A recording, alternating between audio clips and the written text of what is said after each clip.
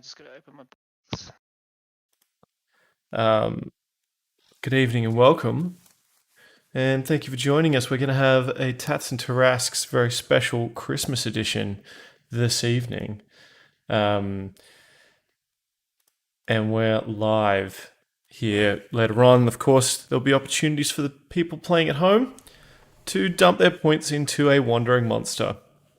You should see that time when it comes up. Christmas presents, you mean? Stay tuned. Yeah, exactly. The mistletoe.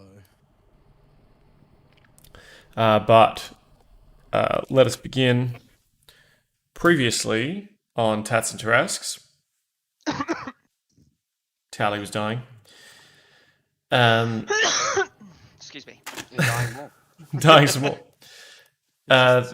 The Tatts Tarasques crew had just delved into the lost mine of Phandelver, making their way into the old Rockseeker, or also known as the Earth Clencher stronghold, where they defeated the Black Spider turned Black Drider. They were able to get Thorendir's cousin out of there, and Nundro Rockseeker. Oh, well, Gundren and Nundro, I think, survived. Tharden. Nundro. Tharden Rockseeker, rest his boots, did not survive. Rest his axe. And last No. and last we saw them, they were playing a drinking competition in the bar late at night, as the night kind of went on, a bit of a celebratory drinking sesh, which I believe, Thorendir, you won. Yes, I did, Ken. We now see the party perhaps a couple of days later. The nights have grown cold and dark. It's sort of kept you in the tavern as we get close to sort of the winter solstice. Is it the winter solstice? Yeah. As we approach the sort of the darkest night of the year, and the evening of CandleNights, a special holiday where people kind of gather under the candles and tell tales, eat food, and usually there's sort of an exchange of gifts. We look over and see Winfred, the bearkin, over by the bar. Over by the fireplace, the roaring fire. Is sort of butt almost in the fire itself, warming his hindquarters. Someone, perhaps Carlos, has left like a decorative gnomish hat on one of his ears as he slumbers away there, sort of in a bit of a hibernation kind of mode.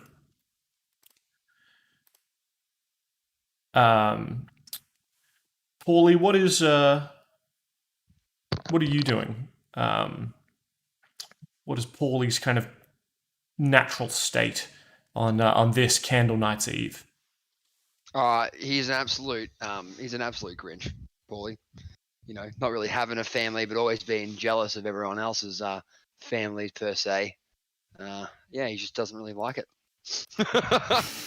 He's going to be grouchy about it. Grouchy young man. And Ymir, what's the traditional CandleNights of the Goliath people? Drinking a lot. He's just gotten over passing out earlier a few days ago. It left him very groggy, so he's just propped himself up at the bar. Got his arm up, just chilling out with a keg. Excellent. Got a keg in hand and a massive like a silly straw. But does he change his drink of choice? Like, is it sherry or brandy, or is it still just ale? It's eggnog mixed with ale. Yeah. Egg ale. Excellent. Thorendir? Thorendir is clearly sitting next to Pauly, chugging on too much of the old Grimsbane eggnog, which is essentially no nog and straight rum. And telling Pauly all about his wonderful childhood with his family on Christmas, and really digging it in that how wonderful it was growing up, With the family. being a little dwarf, and because we age much slower than most creatures, being like a little kid at Christmas. I for can't 20 log years. into the fucking Tatts and Trats page. And patting Pauly on the shoulder and being like, "Well, don't worry, Pauly. I know you didn't have a family, but rubbing it in really hardly and being like, you're part of my family now. We will have our own Christmases." Because my Christmases were so great. They were fantastic. Like the time I got my just really obnoxiously annoying Pauly. Pauly's just like just muttering to himself the whole time. Pauly doesn't know, is he doing it on purpose because he knows, or is he really that arrogant? Thorendir himself doesn't know the answer. Timmy seems to think it's a little from column A and a little bit from Little column column B. B. Ooh, that's nice. The crackling fire and excellent. Toweleeeie, what's Toweleeeie's natural position in sort of a CandleNights Eve as we sort of head late into the night? Dude is waking and going to sleep. He's pretty keen on getting some sleep in, but not before he gets a little bit high. And eat some cookies. Yeah. And that's probably about it, really. Just whatever's on the table. I can't move my character. Like, there's something weird going on. Oh, okay, you guys have got to pause. That's Oh, it's pause. Yeah, sorry, I'll unpause. The bartender and Sildar have kind of put out a glass of sherry and plates of cookies. And each time, like, sort of Sildar puts out a plate of cookies, and then, like, next time Tolan comes back, he sees that the plate's already empty, so he's got to, like, keep going back, and, like, he keeps topping up the cookies. But we see Toweleeeie, the camera pans down, and Toweleeeie just keeps walking past and swiping them as soon as they get put up on that mantle. Perhaps even climbing up on Winfred to do so.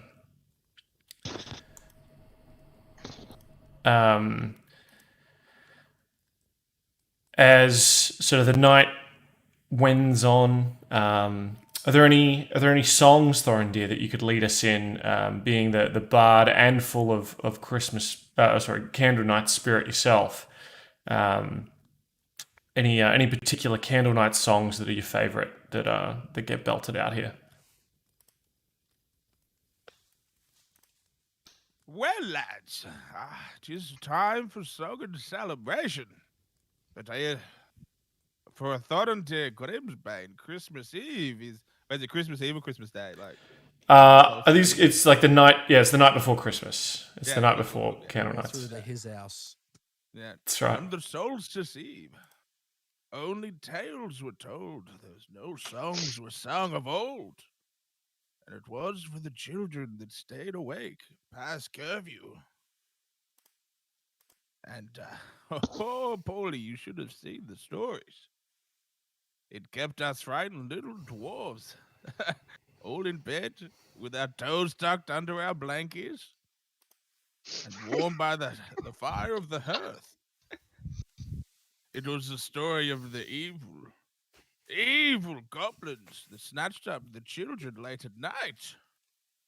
I tell you what, when I was a young lad, it gave me a terrible fright, I tell you. There were these 4 goblins, Tonk, Kronk, Bonk, and Slonk. And if you were a bad child and stayed above wake at midnight, they'll snatch you and gobble you up late at night. It used to give me a fright, Pauly, a fright. Yeah. But the true story was that all the dwarven guys and gals above the age of 20 would stay up late and get absolutely hammered. So tradition, ladies and gentlemen, unless you're under the age of 20, we must get absolutely turned. Or conk, gronk, slonk, and bonk will give us a terrible fright. Is And he downs Oh. his rum. Yeah, I'm all. You know what? That's a tradition I can get behind.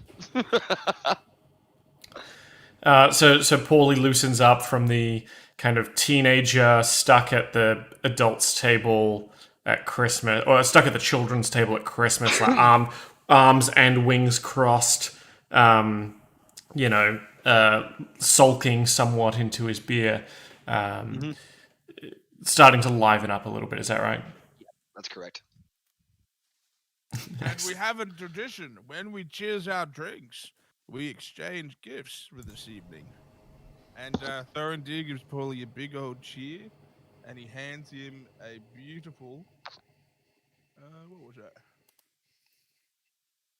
Hands him a beautiful, opaque, lustrous, white, yellow, and pink pearl.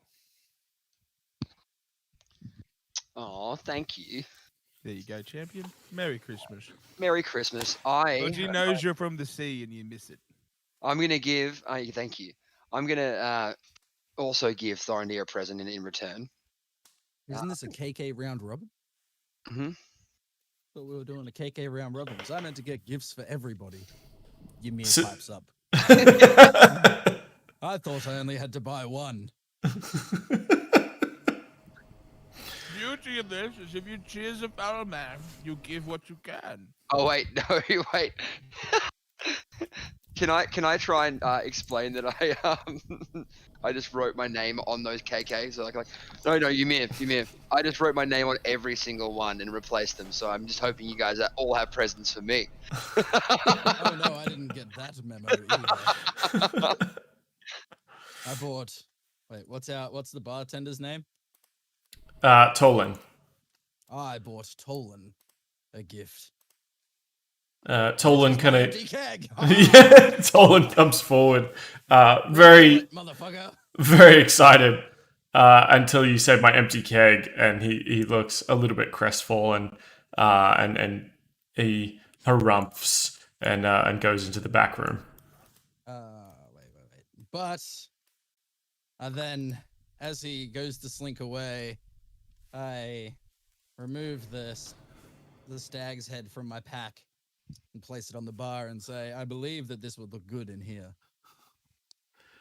He comes back out and says, and looks at you slyly, and he says, "Now, this looks like a fine stag head, one that has perhaps already seen many years, overseeing a bar. Maybe.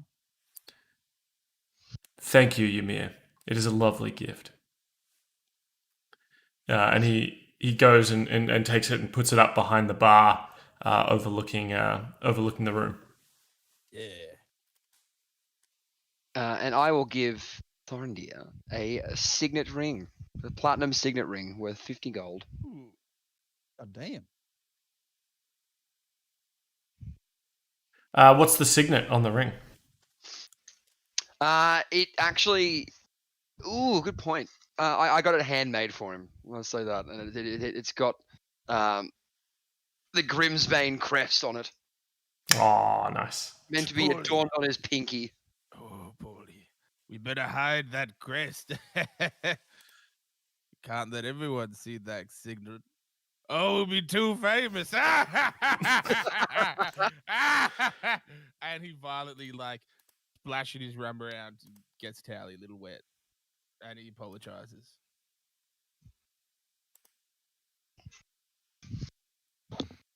Lucky I'm a towel.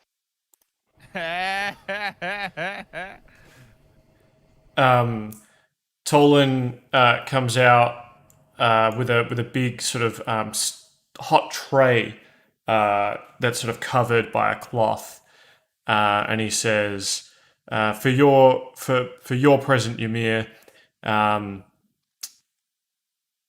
I've obviously cooked up a bit of a feast for tonight. We're all having a lock in, and gonna have this massive feast. But for you, because I know that you're look, I did some digging. I think I found your favorite food, and he pulls out like a whiskey braised pork ribs and just like a big old rack, and pops that down in front of you. All for you, big Legend. fella. Legend. Thanks, mate. Give me a digs in. Toweleeeie, did you get any gifts for anyone for CandleNights?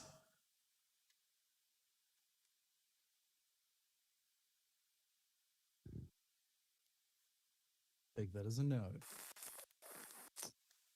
I think Tally might be busy. Sorry, I just had to go yell at the dogs. That's what we call it now. All right. Any other gift? Any other gift giving? From Tally? Or from Toweleeeie? Or from anyone? Well, Thorendir gives Tally a cheers because he did spill some drink on him before, and he is a man of honor, and says, Tally, for you.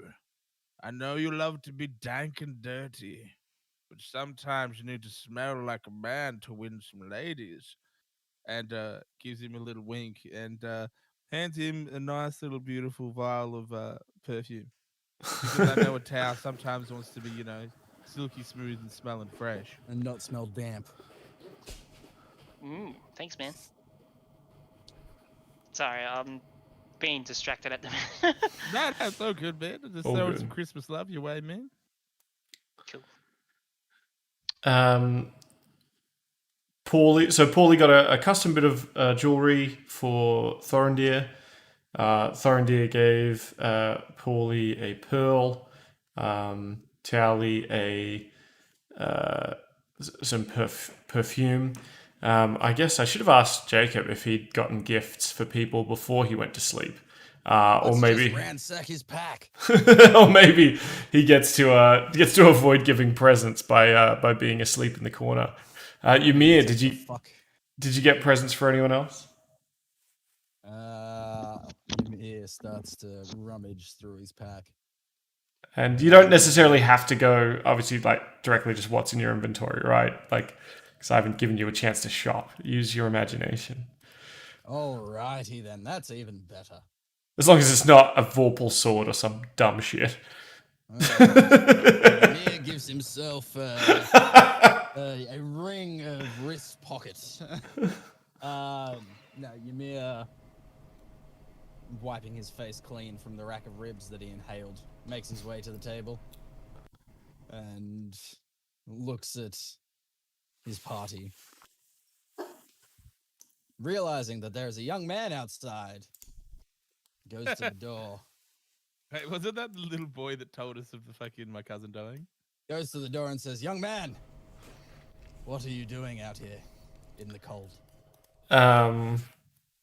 He says, "Oh, mister, I was just seeing if perhaps I could get some food. It's a bit of a rough winter, and it looks so warm inside. Say no more, come inside." And it's not because Dan left the token there from last time that I showed up to tell you about the Rockseekers." Now we have another narrative. Well, Ymir, I've never known you to be so hospitable. I know it's the eve on Christmas and no one wants to be a Grinch. And Thorendir winks at Pauly with both eyes. Making it really auspicious. And then taps Ymir on the back and goes, "Well, I have a gift especially for you, Ymir. I thought, what good stoic beast of a man who I've seen tear someone in half more than one occasion." Oh, more than one occasion indeed, my lad. And here you go. I have given you the finest jug this town might have to offer.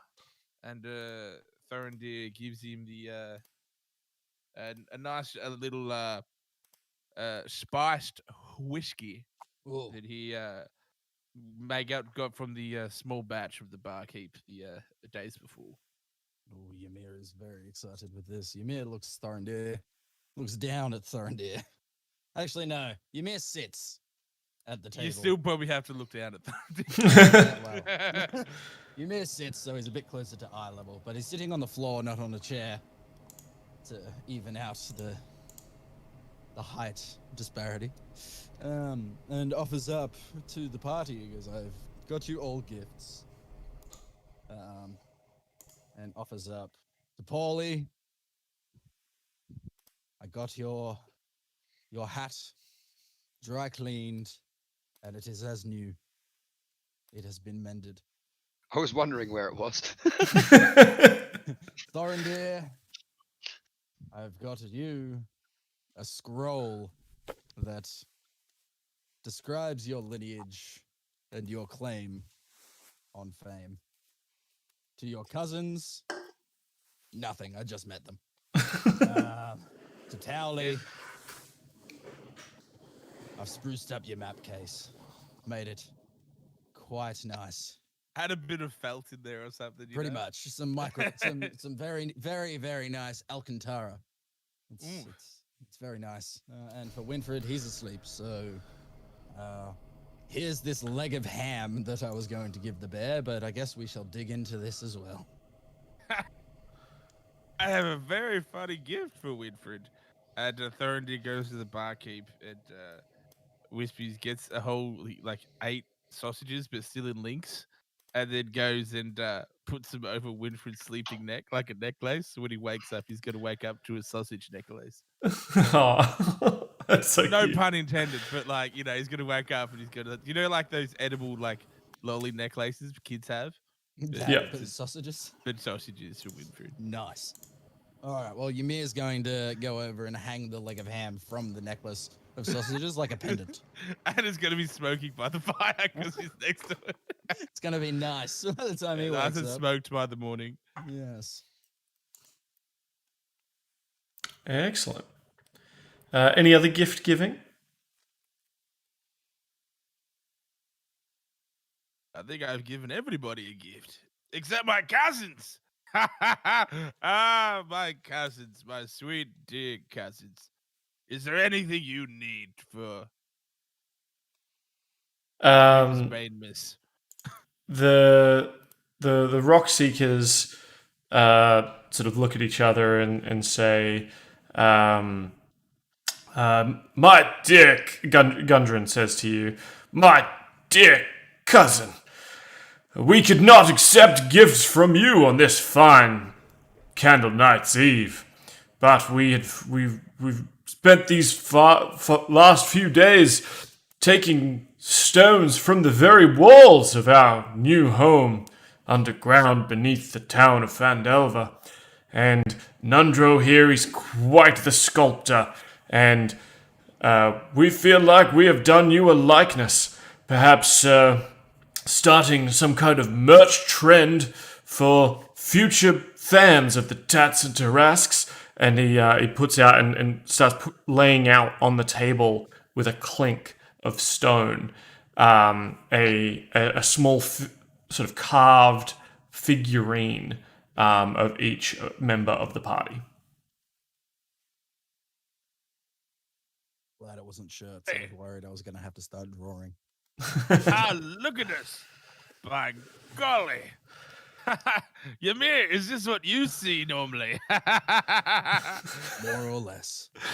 Some of the detail, like Ymir's axe is like bigger, it's sort of exaggeratedly big on his back. Say it has an extra inch, you know what I'm saying? That's I right. know it. Some say it rolled a 1. 1 extra inch. For Toweleeeie, it looks like they've, instead of actually using stone, they've kind of hammered copper flat, and it's almost like a copper sheet with little stone legs. seeing as Sorry, I'm perhaps back. perhaps hammering stone flat was going to be a little bit of an issue. Flat and thin was going to be a bit of an issue. So the Toweleeeie figurine is actually made of copper, and it's this sort of flat sheet of copper. Pauly, you've got a your figurine has sort of the wings kind of furled out a little bit, and it's almost like you're just kind of landing. You've got like one leg down, one leg up, almost like you've doven down or are about to take flight. And Thorendir, your figurine appears to, what detail you can make out in the stone appears to be have a shit-eating grin, and although not holding the blade itself, you seem to be like holding your hand out in almost like the Spanish grip sort of look, despite the blade still being sort of carved into your side. You think maybe him putting the blade in your hand for that was maybe a little bit beyond his skill. Well done. Oh my goodness. Ymir, your axe is almost twice the size. But I'd love to see you carry an axe that size. All right, find me one. I think we will. I think we will. And Thorendir looks off in the corner, menacing like he knows something. He clearly doesn't. He's just being drunk and stoic for no fucking reason. I think Thorendir has maybe peeked at the chat where everyone is counting up how many loyalty points, how many inspiration points they have ready to throw at this wandering monster. Yeah, I was going to put 2.6k towards it, but it's not there yet. No, it'll come. Yeah, once it pops up. Got to be patient. So the evening continues. Pauly, did you have any other gifts? Yeah, I'm gonna just can I can you pick a random thing out of your bag, Ymir? Just say what it is. Oh man, are you stealing something from me? No, I'm gonna Yes. give it back to you. Yeah, of course you are.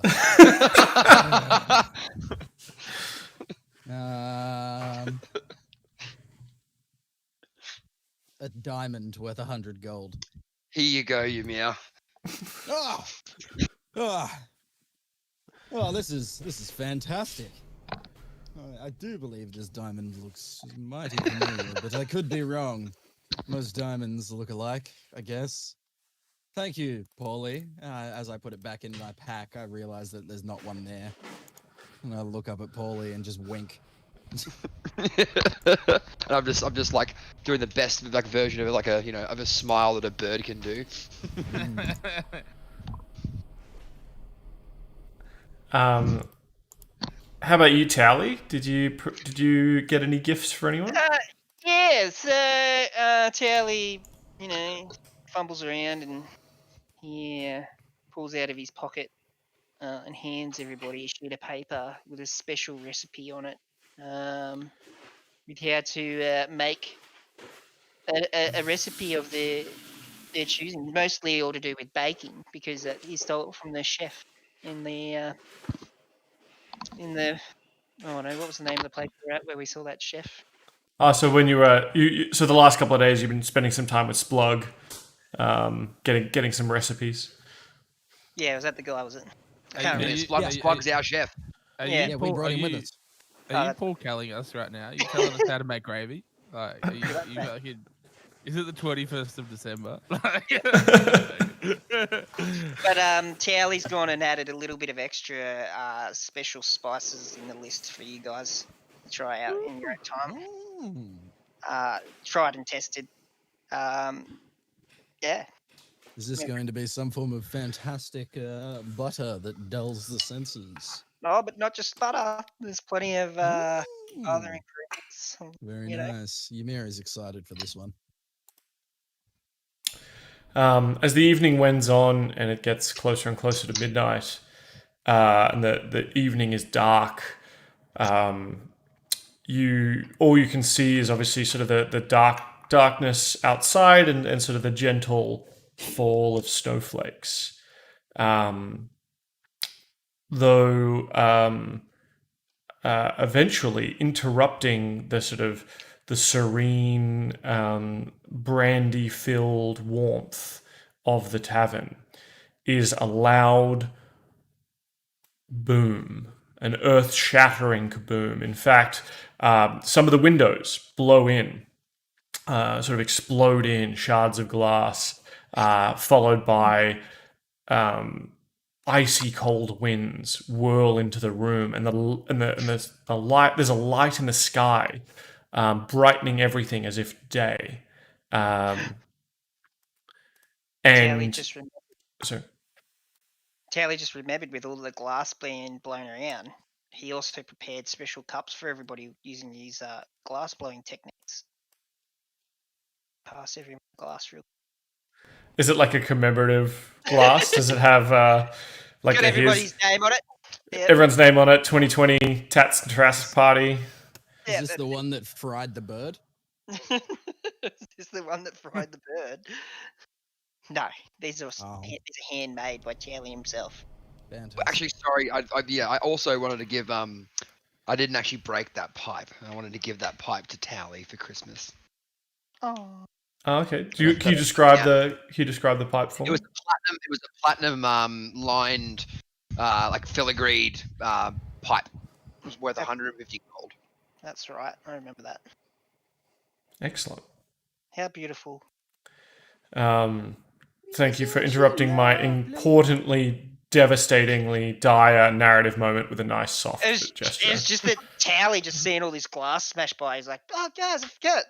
I got you some glasses. With us both give presents while it's happening still. You hear a boom, crash. The world and can Taylor's wait like, until the present "Oh, has yeah, been given out. guys." We're all like shuddering, like, what's happening over there? And Taylor's like, I forgot, guys. Here's your commemorated glass. Mia is going to walk to the door. It's got, and on the commemorative glass, it's got everyone's name, but then it's also got like, what is it, Rakan crossed out, Carlos crossed out, Grath crossed out, and Kokoro, was it Kokoro, the mermaid? Yeah, Kokoro and Yuztek. Crossed out, yeah. Bro, we've lost as many members as our party is at. Yeah. God damn. Ymir, Character list. you rush to the front door and see... Not really rush. Well, you saunter then to the front door and you see a shooting star seeming to cross the night sky, occasionally like letting off a big flare of light. And you see that it starts, the shooting star actually starts falling to the southeast of you. It sort of, you actually see it go down, and then you hear it land and actually let off another big flash of light and a kaboom that echoes out perhaps an hour later, or not an hour later, a minute, just sort of like a minute later. Something has perhaps fallen out of the sky. Ymir, without saying a word, takes off running. Like the pussy that he is. No, towards. Towards the sound. Ymir's like a dog, just gets really upset at thunder. No, Ymir's like, ooh, shiny ball, get. Yeah. Shiny, spicy space ball, get it. So Ymir had run to the front door, watched something, and then took off into the night. Yeah, he's gone. Well, I guess we could follow the bloody Goliath that stormed out into that, whatever that sound was, and crashing about. Or we could stay here and ruin the DM's perfectly good side quest that's going on and just have some drinks. What do you say, lad? Should we go after Ymir? Yeah. No, we'll stay here, do nothing good. No. Thorendir goes after Ymir, chasing into the wind. He's like, come back, boy! Come back! We need to lead. You just hear Ymir saying, I'm over here! From very far away. Ymir's already gone. He's basically left town already. He's fucking gone, dude. You ain't Pauly flying away. He's a drunk Goliath, dude. He's fucking yeeted. his way. All you hear. Wait, bear with me 1 second. I need to open something. Ymir has basically, as he's run out the door. Oh my god! Open this. All you hear is it open? I think it's open. Is this? Yeet. I'm glad we waited for that. Well done. So Thorendir, Pauly, you step out into the bracing cold, and you can't even hear, you can't see Ymir in the gloom, but you can certainly hear which way his heavily booted feet have kind of taken him crunching through the snow. You hear all of the shit in his pack just jingling like jingle bells. Yeah, Right now. it's almost like sleigh bells in the snow. Yeah, except it's Ymir, and occasionally you hear, "Oh shit, fuck!" as he's like kicked something on the way through. You just follow the path of destruction. Like you'll find Ymir. Thorendir goes, well, looks like I won't have to wade in the snow. Haha, his bloody heavy ass, I could walk in this trench. And Thorendir just hops in one of his tracks of like that he's made walking in the snow and just walks along nice compacted snow. Excellent. You're welcome. Pauly, perhaps this is a little bit cold for you. I know you're used to more tropical, Caribbean-esque environments. Yeah, I'm not a fan of the cold whatsoever. Kind of like shuffle around, you know, as I step out. All my feathers kind of rustle a little bit, and I'll just follow along behind Thorendir, kind of whinging about this whole bloody season being shit.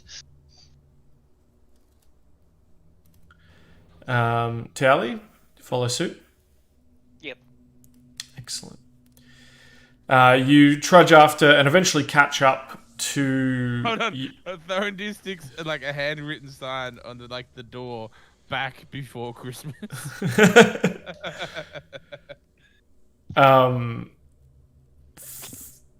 Each of you are able to quickly catch up to Ymir as he is having to carve that path through the snow.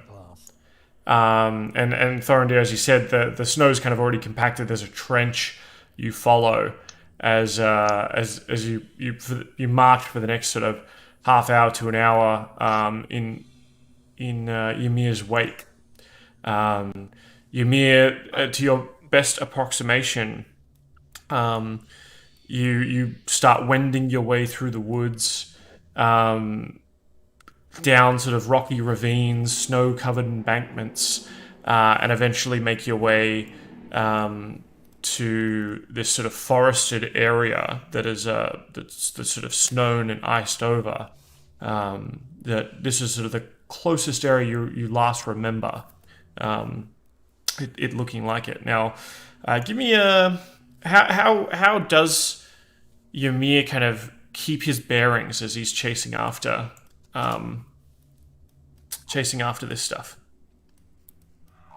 Pretty well, I'd say. Ymir is very good when it comes to running, and as he gets to this sort of area, Ymir pulls out a torch as well, because it's quite dark. So, Yep. he will put a torch. He'll grab a torch out of his Okay. pack. You guys can't see in the dark. Yeah, look. Is that a macro you have that does the torch for you? No, you just right click and the little fire icon is a torch. Perfect. Yep. Oops. Hey, turn me off. Sorry, you'll have to do it again. Yeah. So I haven't updated my sheet or anything. Like, what am I meant to do? Oh, no, you meant Dan to- has to pull our updates in. Oh, Because I'm still level 3 in Forge, but level 4 on D&D Beyond. yeah. I was going to say you haven't done your homework, but I also did not do that aspect of your homework. I did my homework. I did my homework as well. I can make you a level 4. That's no problemo. You might just need to update your hit points and stuff in Foundry, and it'll just be your stats, I think, as well, unless you took a feat.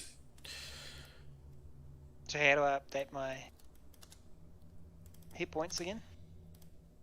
To use your hit die. Yeah. So you want to roll a hit die?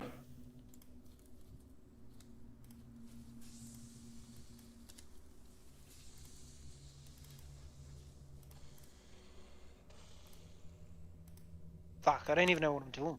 It's like I've forgotten everything. That's all right. I need to drag in a feat. Actually, I'll just add it manually. Yeah, you should just be able to sort of copy and paste it in because it I don't think it's that smart, the system. Yeah. Cool. So you may give me perhaps a nature or survival check for tracking. Well, someone. Survival. It's me trying to do my or hit points. I don't know how to do it. Nature. We'll go nature for this one. And I have to hold. Is it Alt? Wait, I'll just do it here. That wasn't right. That's the one I need. Cool. I just- 19. I'll do Yeah. one So more. No, I got to do one more because I'm exhausted still. How are you exhausted still? no, it's been a couple of days. I think your exhaustion Been levels. 3 days. Yep. All right, cool. All right, well, I'm not exhausted. Let's go. Yeah. In the spirit of Christmas, you're not exhausted. Sorry, in the spirit of CandleNights. Yeah, so with the 19, you are sort of crashed through the woods with your torch lit, leading the way for the others. I believe the others do have some forms of dark vision, obviously Pauly having to flip his goggles on to kind of follow and keep track. The snow, of course, making it a little bit difficult to fly, so it ends up being a lot of running, kind of hopping, gliding, etc. As Thorendir kind of chugs through the compacted snow. Eventually, you make it to sort of the base of this kind of ravine, where there's a number of trees, and the moonlight casts some bisections through this forest, but it is certainly hard to see. And as you've kind of descended down to the level of the ground where you think this thing has crashed, it becomes a bit harder to track which direction you were going. But you think it's sort of somewhere to the northeast, where yeah. I believe that we need to continue on northeast of our position to find the shiny, spicy moon rock that fell from the sky. That, Well, let's stick together. for all intents and purposes, it is mine because I was here first. Ymir is twitching, excited, and maybe a little bit drunk.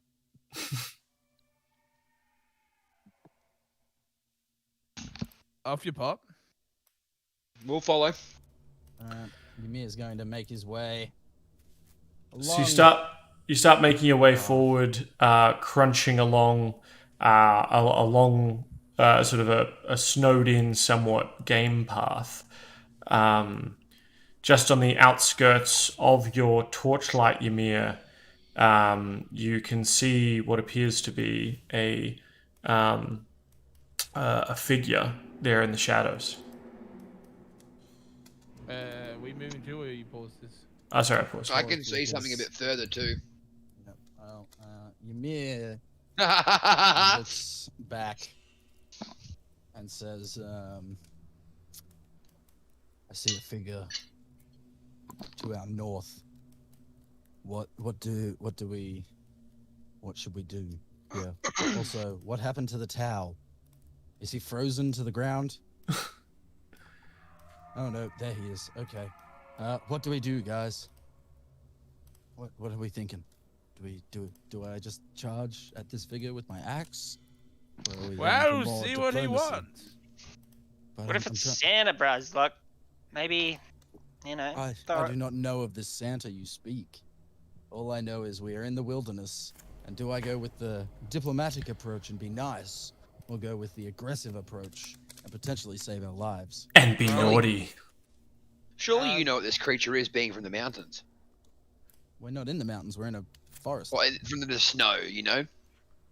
It doesn't necessarily mean geographical and shit. That doesn't mean that I would know this creature. All right, Dan. Well, if I make, can I make a nature check to see if I know what this is? Okay. What were you gonna say, Thorendir? Thorendir just cast message, and only me and the creature can hear it. And Thorendir goes, "Hello there, friend. The name's Thorendir Grimsbane. Heir to the Grimsbane fortune. And what is your name?" Give me a. Or can you read to me what the exact wording of message? You point your finger towards a creature within range and whisper a message. The target and only the target hears the message and can reply in a whisper that only I can hear. Okay. You get nothing back. Then Thorendir whispers to me, "Well, I don't think it's a friend or a foe. I think it might be an invalid. Good enough. So maybe you best take care of this one." Ymir winks at Thorendir and goes, "Ah, yes, the keener minds must deal with this one." Takes a step forward. Can I make a nature roll or an investigation check to see if I know what this figure is? Yep. What would you prefer? Investigation or... Yeah, give me a nature check. Yeah, because you're trying to discern what kind of creature this is. I swear, this is just a snowman. I'm gonna flip my shit. 9. As you walk closer, trying to discern this sort of humanoid shape, it has sort of a bulbous, round bottom, seemingly no legs, and sort of a midsection and a head. You realize as you kind of get closer that it has branches for arms, a carrot for a nose, and coal for eyes. Ymir just goes, "Oh, it's nothing." He continues down the path. Well, Thorendir is actually going to investigate the damn thing, because who the fuck built a snowman this far out of town? Agreed. Cool. Oh, I see something.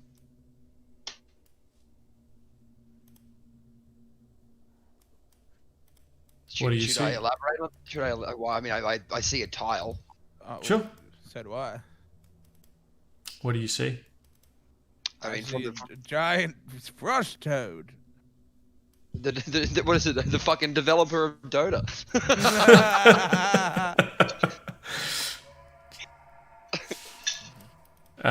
Yeah, so you see sort of to the north, there appears to be a somewhat a frozen lake with moonlight bathing it. In the middle of that frozen lake appears to be a giant ice toad.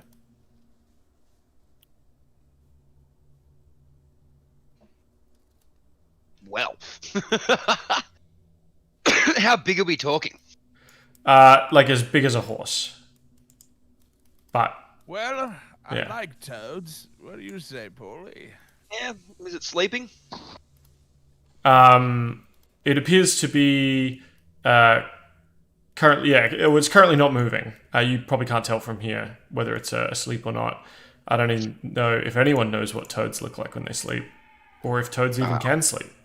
I don't think... Toads don't sleep. They Well, are let's just slowly constantly approach this toad. around. Slowly is not a word in Ymir's vocabulary. As we're just hearing crunch, crunch, crunch going through this. Yeah. Ymir walks through a snowman. Yeah, as you walk through, you notice that there are a number of these snowmen There are lots, yeah. kind of just constructed out here. Ymir, getting to the edge of the frozen lake, looks back at the party and goes, Pauly, would you like to fly out and have a look? I do believe I might be a little bit heavy, and I don't trust this ice. So being closer. I mean, can you see it? Yeah. Okay. There's moonlight on it, dude. Yeah, can Thorendir do a check to see if he knows what that creature is? This is what it looks like. Yeah, give me a nature check, Thorendir. Can I help him with that nature check? Yeah. So he'll have advantage because you're Yeah. kind of giving him ideas on what it could be. Yep, so you get another Okay, I roll. roll again.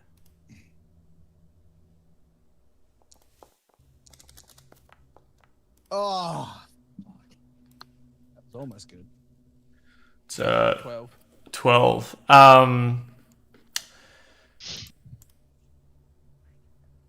So you think? I mean, it's obviously some sort of large frog, toad kind of creature.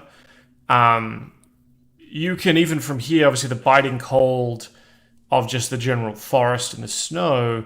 You can see the around it on the ice is almost like there's almost like a slightly bigger layer of ice shavings or frost. But you unfortunately don't know much about these things apart from it seems to be extra cold. And whilst frogs are usually sort of cold-blooded creatures and kind of shut down in cold weather, this one seems to be relishing it. In fact, it kind of just like occasionally kind of slides across the ice a little bit. Yeah. Has it noticed us at all? No, not yet. Yeah. Shouts out, "Hello there, Master Frost Toad. Oh shit. How is the ice this evening?" "Oh, I haven't slid on ice in many moons." And Thorendir just runs and does like a belly slide. He's very pissed. He sees the slow frog sliding on ice, and he really wants to join in.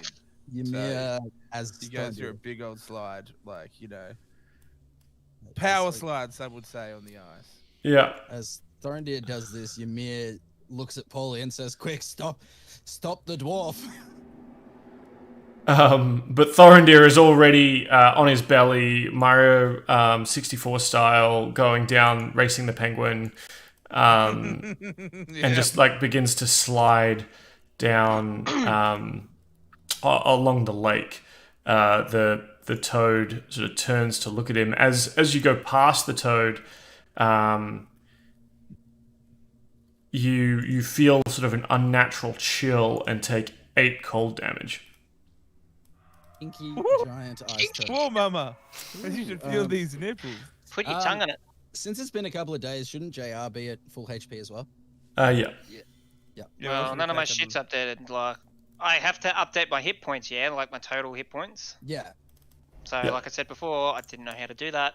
Okay. Just So what is your roll hit die? to get it? I don't know where the hit die is. What's your class? Druid.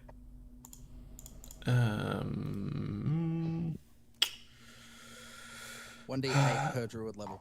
1d8. So yeah, roll a d8.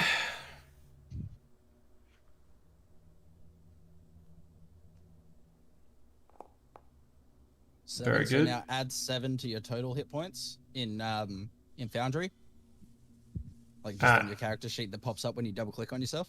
And add an additional 3 because of your Constitution modifier. Cool. All right, we'll deal with the other stuff like feats and stuff. You'll need to choose one of the many feats that are available in in D&D Beyond or something. Yeah, right. Cool. Sweet. That should see you right. You're very, very tanky. I am. Holy shit. He's got 43 Okay. health. Thorendir, you continue sliding. Goodbye. And Well, I am now, like... This is true. this lake and river has kind of frozen over, and you're sort of sliding along. Thank you, sweetie. Brrr, whee. Ooh, whee! Ooh, whee! Yeah. Ymir is going to see Thorendir doing this, and now obviously getting a bit giddy at the fact of getting on the ice. He's going to place his shield down and sit on his shield and push himself onto the ice and then launch himself from his position towards where Thorendir is heading. Cool. So you sort of start sliding as well. Torch in hand, shield under your bum, cruising down this cruising down this lake. Ymir, as you pass by the toad, you feel those chill effects as well. Though I believe you're not nearly affected by the cold nearly as much as these lads, as you are mountain-born. Resistant to cold. Mm-hmm.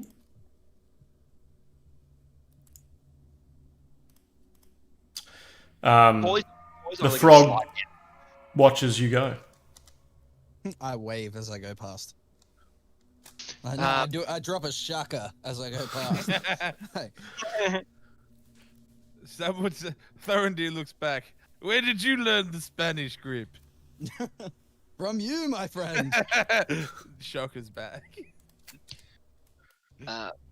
Pauly, not much of a sliding, is just going to try and like hover and fly, but give that frog a wide berth. He doesn't Yeah. really trust him, especially seeing as a flying creature's going by. I just don't want to fly. The bird will be eaten. Tongue out of nowhere. Yeah, I'm going to go like around. Yeah. And they're Just, kind of shadowing them. Essentially, yeah, but I just don't like. Yeah, I'm just giving that frog a wide berth because I've seen what they eat for dinner. Yeah, it certainly turns to watch you go, and I'm going to say its tongue is going to lash out at you. Give me a dexterity saving throw.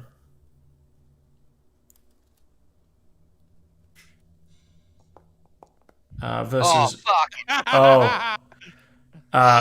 the tongue grabs you, Pauly, and like snaps you in. Actually, we'll see what its attack is here. I assume it's going to beat that though. Yeah.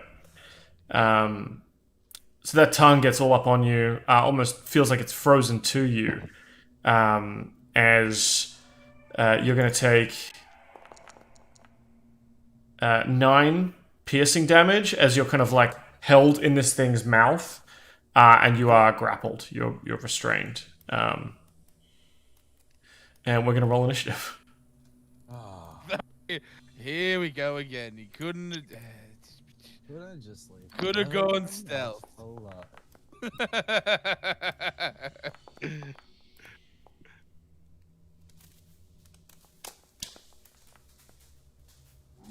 Oof. The old Spanish grip at it again. 21. 21. As Pauly gets latched. Oh, fuck you. Damn. As Pauly gets latched by the toad, you just hear Ymir yell out. He needs some milk.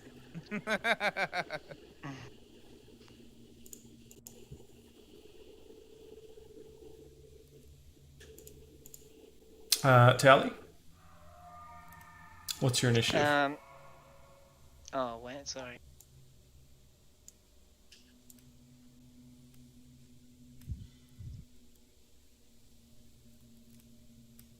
I'll just do it.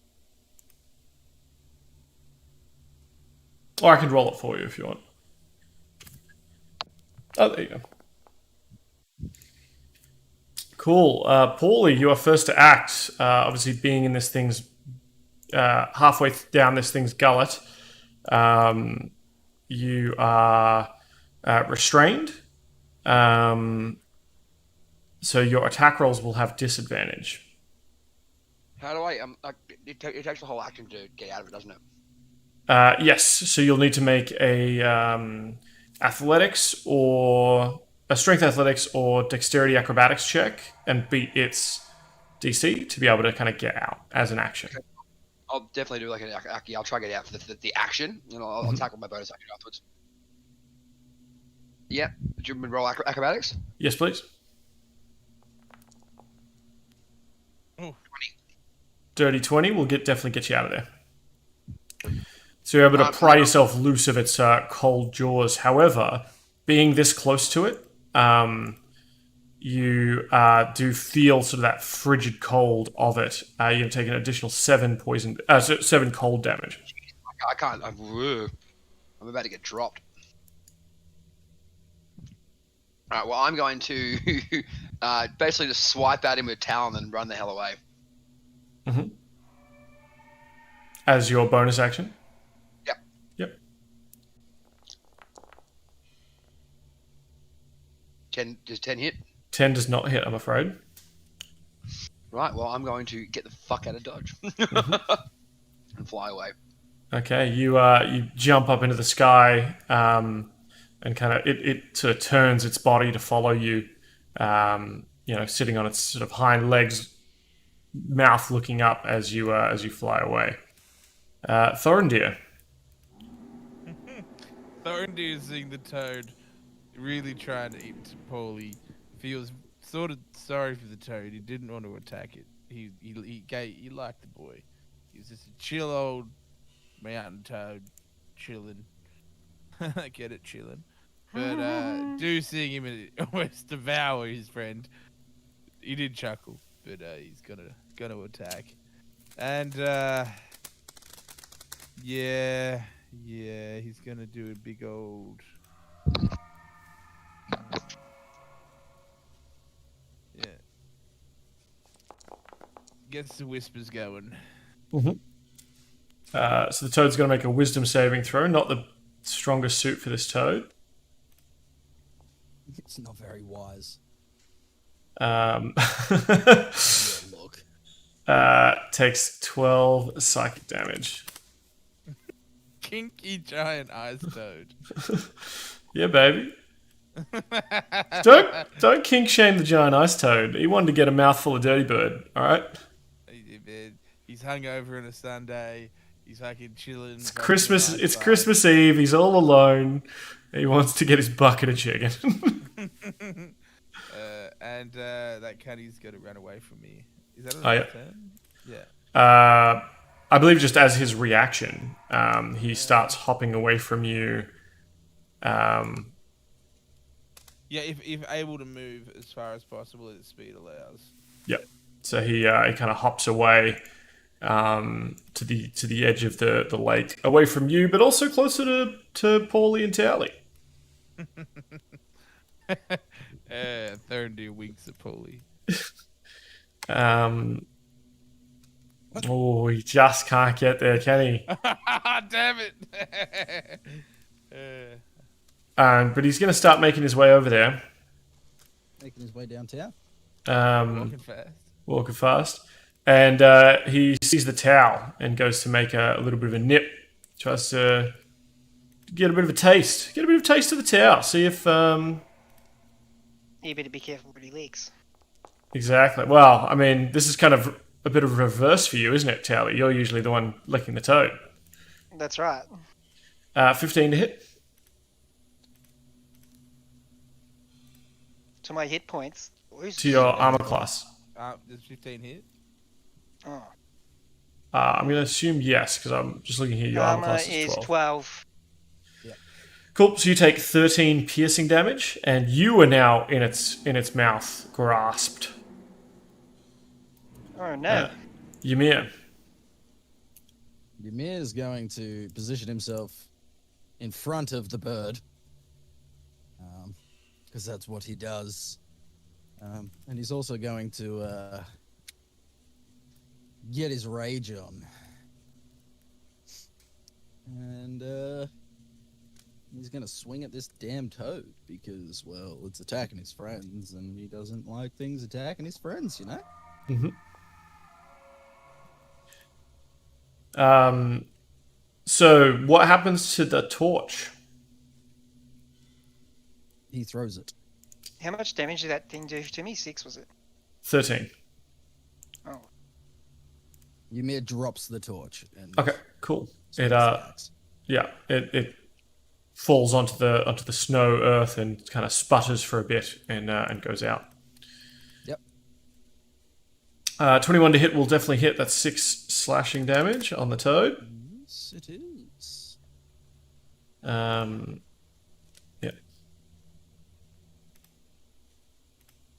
Yeah, give you the real rage macro.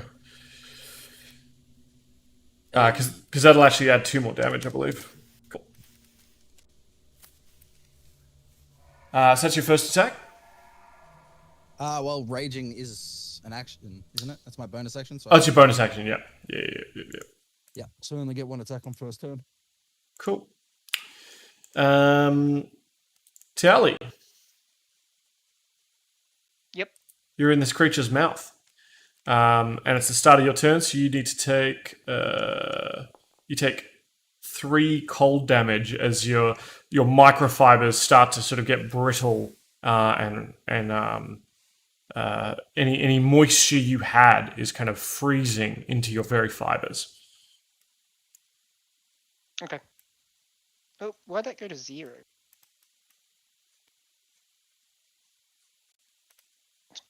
$27.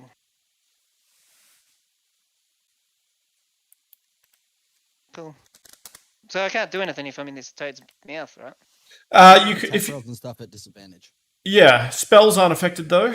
If you have any spells you'd want to do, or you can use your action to try and escape. I'm gonna try and escape. So I'm just wiggling around. I just kind of flail. How do I roll for this? So give me an strength athletics check or a dexterity acrobatics check.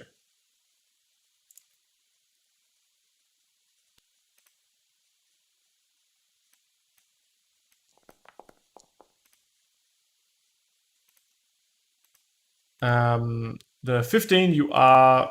I don't know why it rolled you with disadvantage. You don't need to be disadvantaged for the athletics check. That's fine. But I'll take the first one because it was a 15. You are able to kind of wriggle free and get out of this toad's mouth. So you still have your movement and you have a bonus action. Yep. Done. Cool. You run away. You find yourself standing next to one of these snowmen.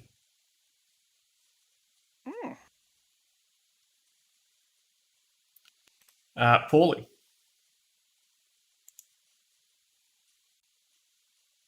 I didn't even know that was a snowman. I'm zoomed so far out. It looks like a little pebble on the screen. Yeah. Alright, I'm gonna shoot my short bow, then fly away after that. Yep.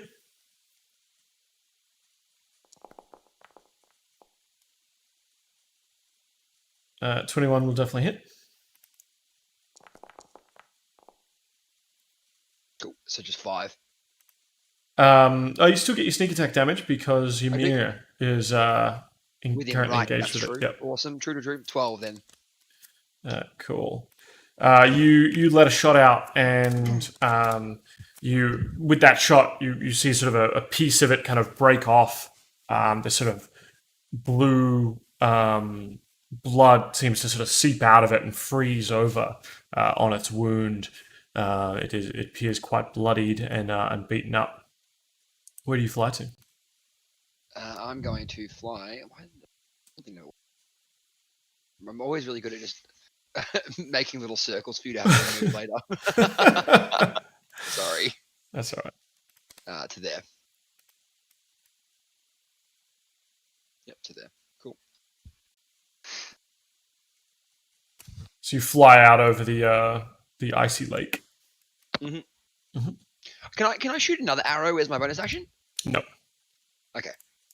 No, the bonus action offhand weapon attack is I believe it's actually only if you've made it should only be if you've made an attack as your action. You get to follow it up kind of thing, and it's only like with a finesse weapon, I believe. Okay. Because it's like part of that whole blade dance-esque thing. Thorendir. Yeah, you know what? How far away is this? Hold on. Yeah, easy.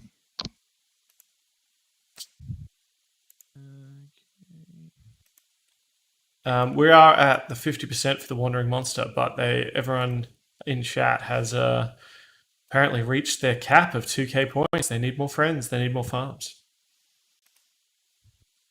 Okay, I thought on there we'll be casting another Dissident Whisper. Whoosh.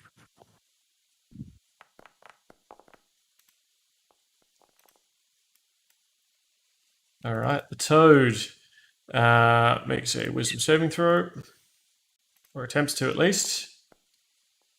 It fails, so it's going to take 16 psychic damage and try and run away from you. Ymir, this is going to allow you to make an attack of opportunity.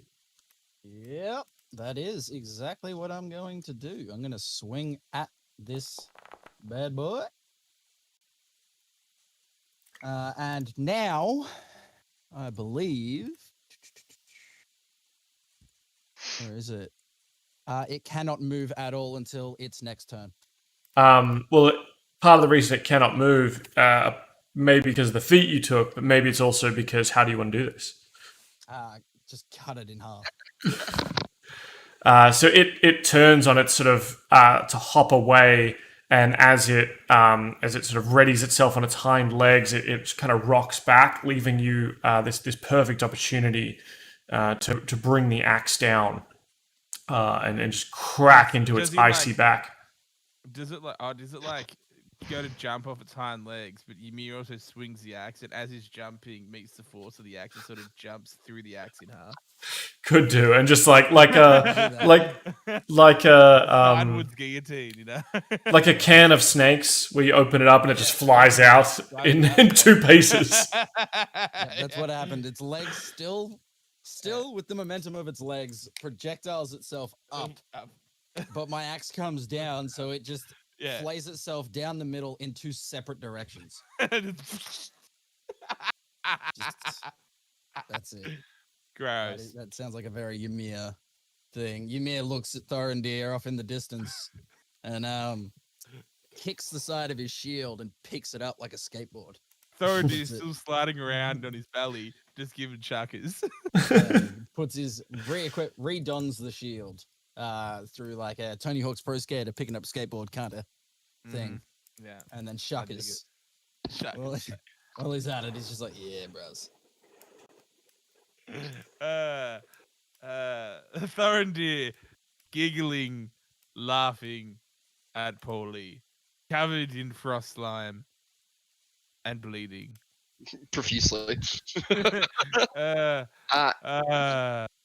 I heal? Like I've got like 1 last potion of healing left, and that's me done with him. If that's what you want to do.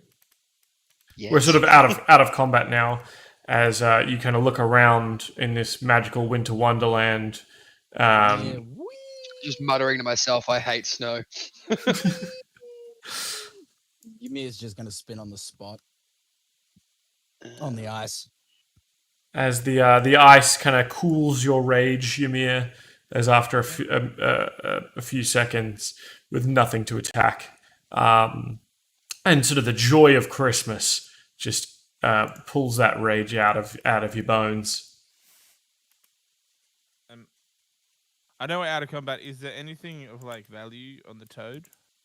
Like anything interesting? Not like, you know, a legendary dagger, but like, I don't know, anything cool about the frog? Do you go and check it? Yeah. So you describe to me. Is it sort of like a breaststroke-esque sort of thing? How does Thorendir get back? Is it sort of an adult? I'm done sliding now. Stand up and walk back. Like, describe to me. It's have you seen Don't Mess with the Zohan? How he like swims, like dives out of the water and that, but it's like Thorendir's breaststroke, but like pushing himself up in the ice and keep sliding. Yeah, he's having too much fun. Excellent. You head over to the kinky giant ice toad, and give me an investigation check.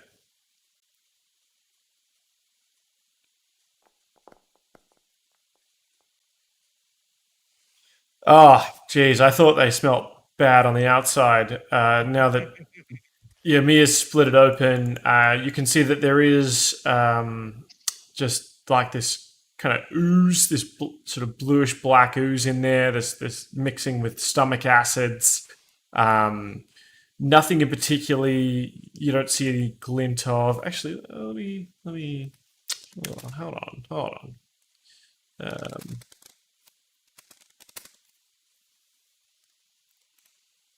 In its now open gullet, perhaps not fully digested. You you come across. There's some coins in there that haven't quite been digested. They're well preserved. And a small, like a wooden ring, that just looks like sort of maybe something a farmer would have had. Where's my treasure generator? Here we go.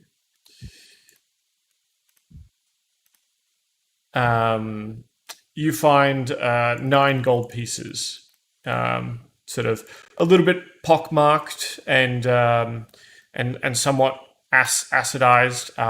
And when you pick them up out of there, you almost get like a burning sensation on your hand, not from the stomach juices, but from the absolute icy cold that the gold has become. Mm-hmm. And is like, because that's ice and shit going out its back, yeah? Yeah.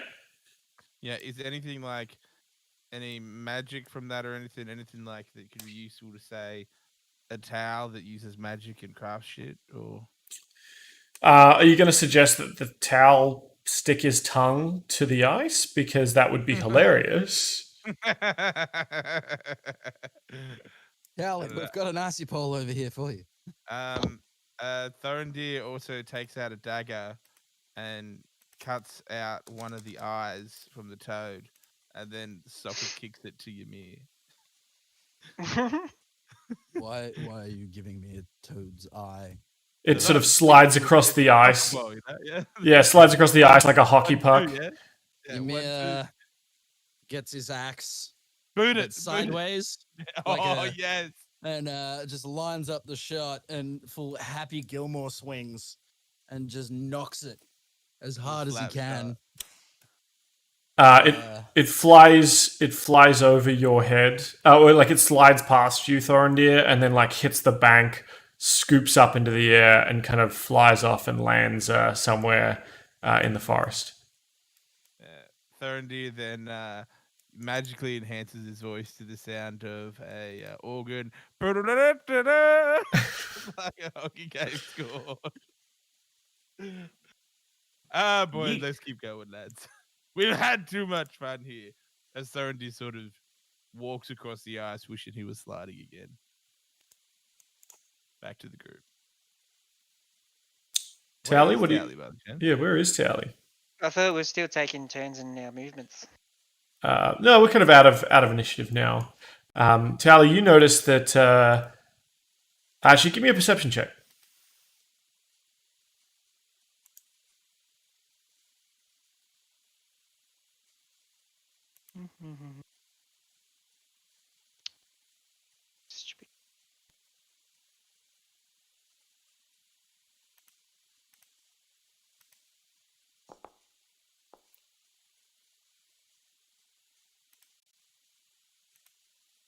Did you get that?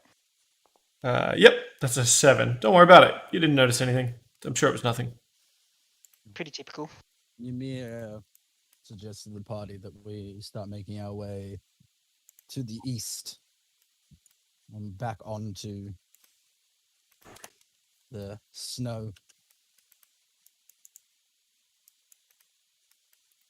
Pauly, as he hits the little embankment of this river, he comes back to the ground and starts to follow. As you sort of start crunching your way off the ice into the snow again, slowly making your way east, by the light of the moon, the 4 of you hear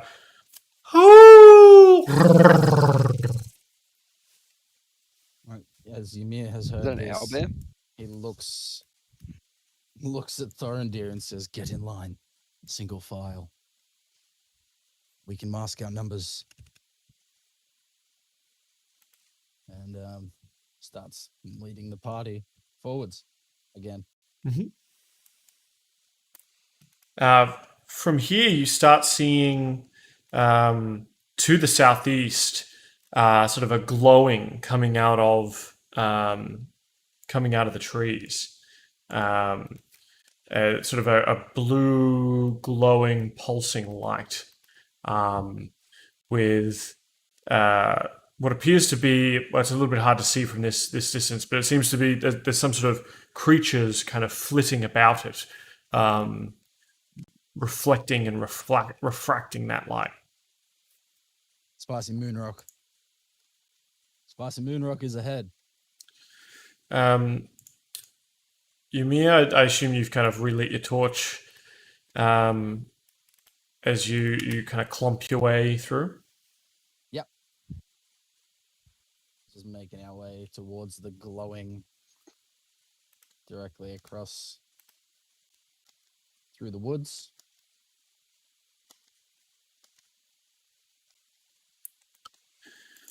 Oop. You see off in the shadows, sort of past the tree line, a snowy owlbear. Leave it alone. I haven't seen one of those yet. But I remember Winfred. I remember Winfred telling me about them, and I really want to make that one my pet. I kind of want to like keep the beak as a trophy. Ooh!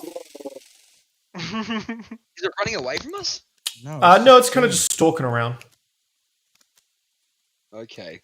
Alright, let's just let. I could talk to it with my animal speak. I want to tame it. I really want to. I really want an owlbear as a mount. Owlbears don't. All right. Ymir and Pauly, do you vocalize this? Yep. Okay. Ymir says, "Well, you can do single combat against the owlbear this time." I don't plan to do single combat. I plan to make it our friend. Well, if that is what you're wishing, if it goes awry, you can do single combat. As you sort of get closer and closer, You got to edge in, Pauly. as you get closer and closer to the edge of this small, there's sort of a small frozen waterfall. You can see, obviously, still a number of kind of snowmen around. And as you get closer, you can start to see the top of what appears to be a giant sort of ball of ice that has kind of crash landed at the sort of base of this waterfall.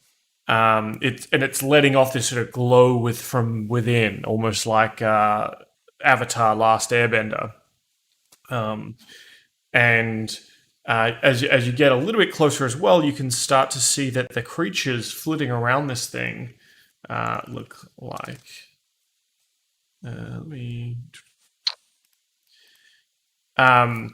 They almost look like little. They've got sort of a long kind of spear-like nose, tiny little bat wings, but they're completely made of ice, and they kind of flit about this thing.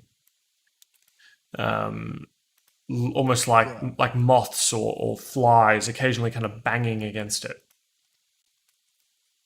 My God, they're ugly. Hey Dan, Mm-hmm. how close would you say Aaraockra is to owlbear? It's not that close. No. Yeah. I mean, firstly, Aaraockra probably not very close to owl. I think. True. Yeah. There's maybe some similar kind of sounds, but I think you're talking like the difference between Latin and Chinese. Based, I might insult mother kind of thing. Yeah. Okay. Yeah. The sounds you make are a little bit different. His are all like. Yours is more like caca. Okay, perfect. All good. Just asking. But Toweleeeie certainly, as JR mentioned, Toweleeeie certainly has some abilities that let him speak to animals. Well, Toweleeeie, I mean, we could make friends with this one. We could have our own little pet owlbear. So, can I make a nature check about the willingness of owlbears to become friends with adventurers? Yeah. All right. Checks out. Seems alright. Go for it, bud. Yeah, I mean, you having fought a regular owlbear, you know that they can be fierce creatures, but maybe like very territorial. But you do know that they do like, they hunt and they like eating. But maybe that's just what you know from knowing Winfred.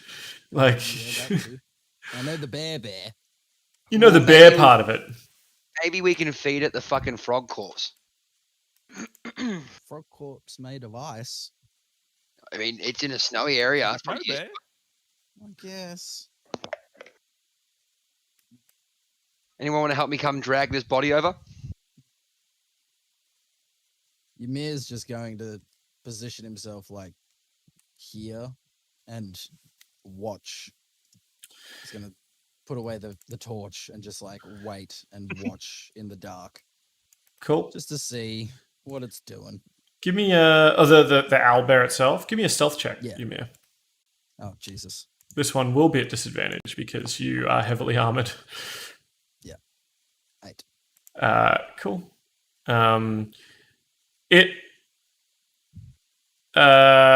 You think it kind of knows you're there as you like hunker down, like all the stuff in your pack like shifts and there's like a clink, clink, clink, clink. And you maybe even lean against that tree and a bunch of snow just comes down.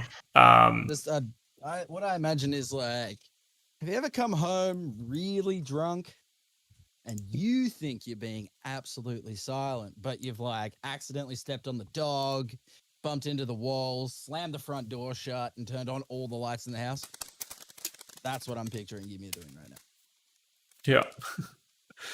Well, I've never come home drunk because I'm a good Catholic boy and my body's a temple, but... You absolute degenerate.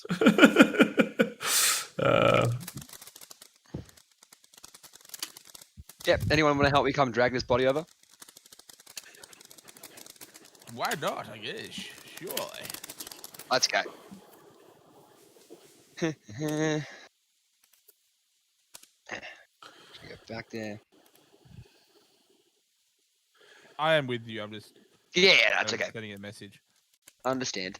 So you start making your way back. Pauly, give me a perception check as you crunch your way through the snow with Thorendir.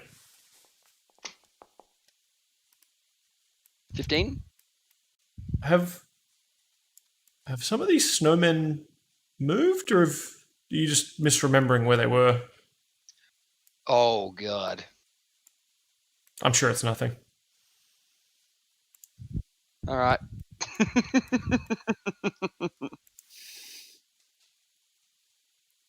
Cool. Can we start dragging it towards the owlbear? Yeah. So you want to drag like the whole thing? Yeah. Yeah. All right. Maybe give me- actually before we left, if that's all right to kind of go back a bit. Maybe we said, Toweleeeie, when we bring the corpse in, that this is when we want you to come in and try and talk to him. We'll give him the offering of the corpse first. Hang on, I'm just out of my seat at the minute.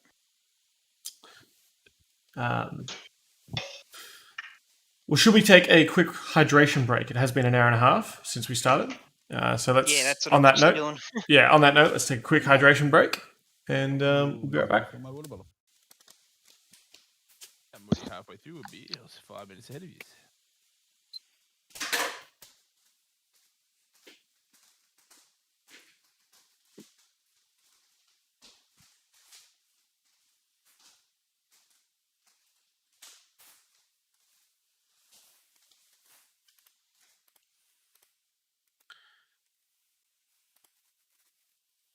G'day out there in Twitchland. I hope you're having fun as we head into a little bit of a break. Or at least just giving people a chance to kind of rehydrate and get going. We're about 50% complete, it looks like, on the Wandering Monster Challenge. It is a solid big challenge this week, though.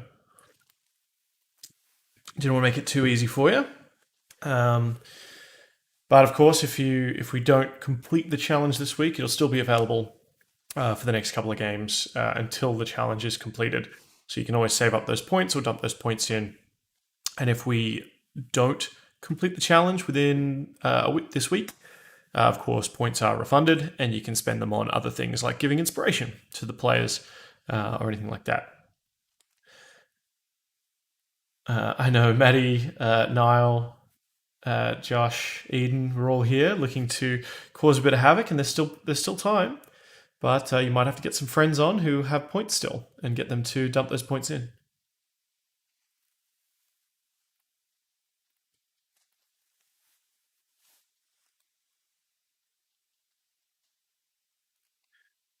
And of course, any bits, tips, and subs do go on to fill the DM phylactery, which is a table that I will roll on for a pretty big effect to happen. Could be good, could be bad. But we're a long ways to go on that one, so don't worry about that. What up, G?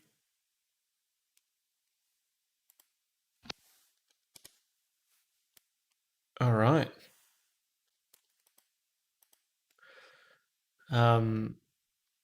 So I was just saying to chat that they have raised 10k out of 20k points for the Wandering Monster. I know Pauly probably doesn't want to put any of his points towards that. I already did. Oh, yeah.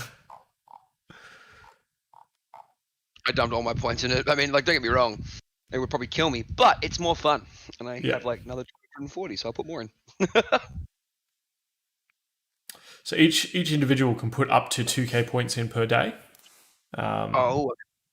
So we need, 10 people, I think, to contribute their max to be able to hit it. Right.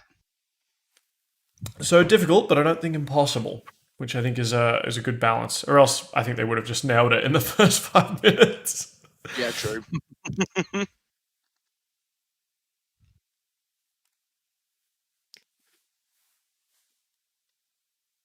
Next week, like, Aaron's gonna have like 5 farms ready to go, or watching the stream. Yeah, could be. Actually, I haven't seen Aaron donate tonight, so I mean that's another potential. I think Maddie was on like 2 accounts at some stage to try to farm up points. Oh, really? Because I think he might have been like on Marcus's one or something, Right. or Sam's. Yeah.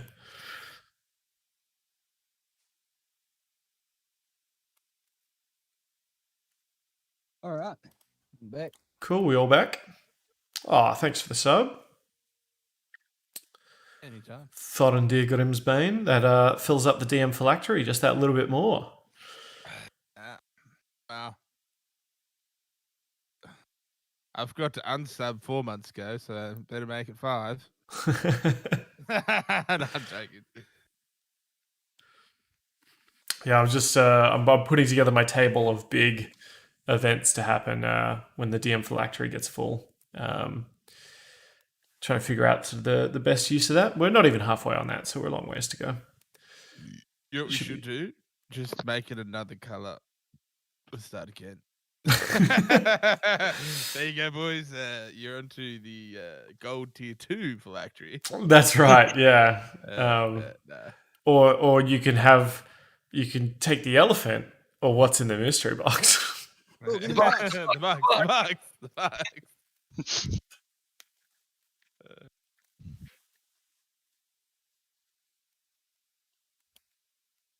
Have we got JR back? Negative Ghost Rider. Negative Ghost Rider, Spirit of Vengeance. Is anyone else dying to this heat right about now? I was, but then I just cracked actually really frosty Corona, and I'm really good at it. Man, everyone has forgotten how tasty Coronas are when it's really warm. Fuck me. Mate. Coronas are one of the best shower beers. Oh, mate. Oh, absolutely. What do you mean one of? I think Coronas there's are the best. Yeah. That's probably true. Well, a Corona or a Soul? Oh, Souls are tasty, dude. Love a good Soul. Man, I remember there's a photo of me out there passed out on a table with 100 souls all around me, like empty. And then my mate said that with the photo. Welcome I back. want 100 beers, exactly 100 beers. I think it was like 5 of us all just drinking a slab at a table. Fucking hell. Oh, damn. All right. So where we were just before the quick cheeky break, as JR does something completely unnatural in a very jerky motion. Thorendir and Pauly were kind of had grabbed the two halves of this of the remains of this ice toad, and were sort of dragging it up and along. Give me an athletics check. Who's kind of leading the way here? And I'll let you have it with advantage, as there are sort of two of you. I can do it.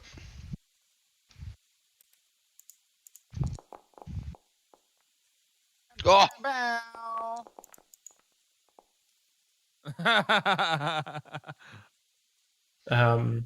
So yeah, Pauly, with Thorendir's help, how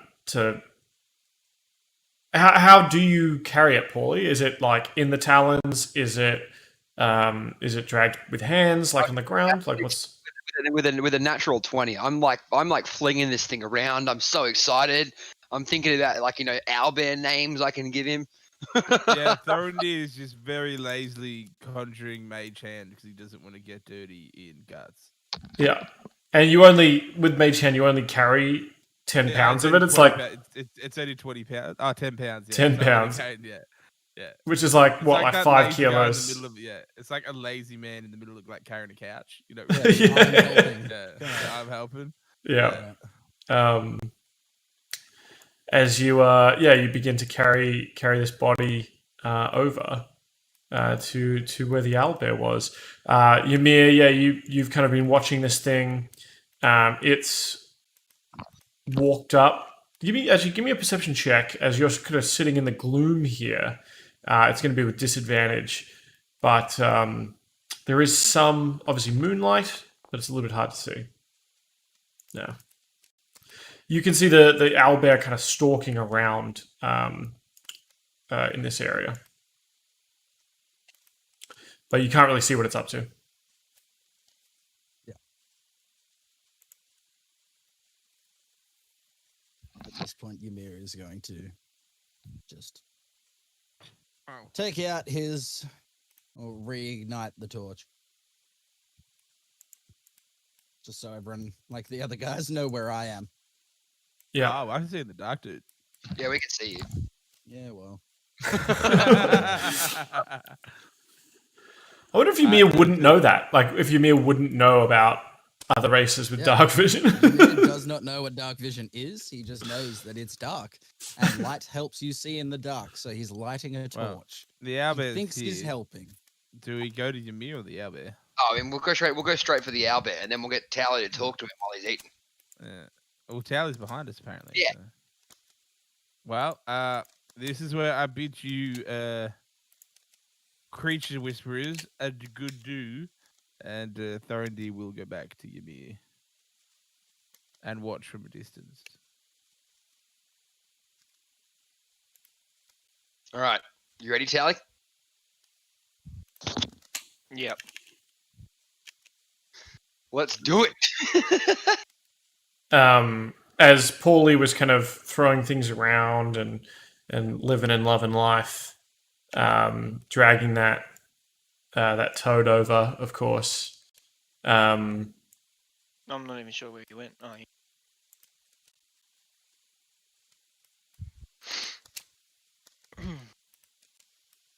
Oh, So describe to me the scene as the owlbear's kind of stalking around in the darkness here. It brushes up against one of these snowmen and just kind of like knocks it over, and it kind of wends its way, rubbing itself along the trees occasionally, knocking snow out of its branches. And as you approach, it stalks kind of back and forth, and you hear a woo. Yeah, not thinking. I mean, not really even like we were just talking about saying Aaraockra and owl being very different, but I'm just going to say hello in Aaraockra. Yeah. And place down the meat of this frog that I dropped, and bring it right up next to it.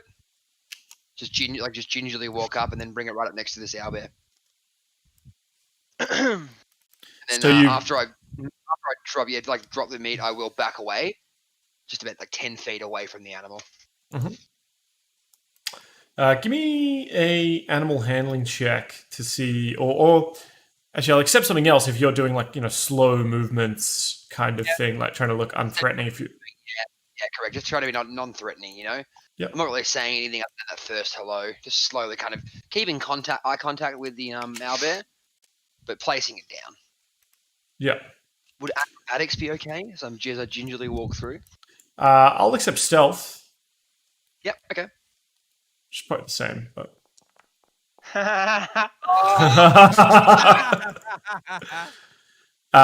you're a little bit too gleeful when you drop the toad, the two halves of the toad that Ymir had split. The kind of weight on the snow that had kind of be building up on your wings is a little bit too much, and you kind of crash forward prone in front of this owlbear, between it and its meal. Oh God. It looks down at you, kind of seems to sort of sniff you, and gives a bit of the old ooh. I play dead. I mean, because bears. I mean, I'm going with the logic that bears don't eat things that are. Oh wait, no shit. I'm offering a dead meat anyway. It's also an owl, man. It's also an owl. Good point. And also, isn't it brown bears you run, black bears you That's play right. dead, or vice versa? I don't know. Which one? And Toweleeeie turns around and says, "Hey, and let me handle this shit, mate."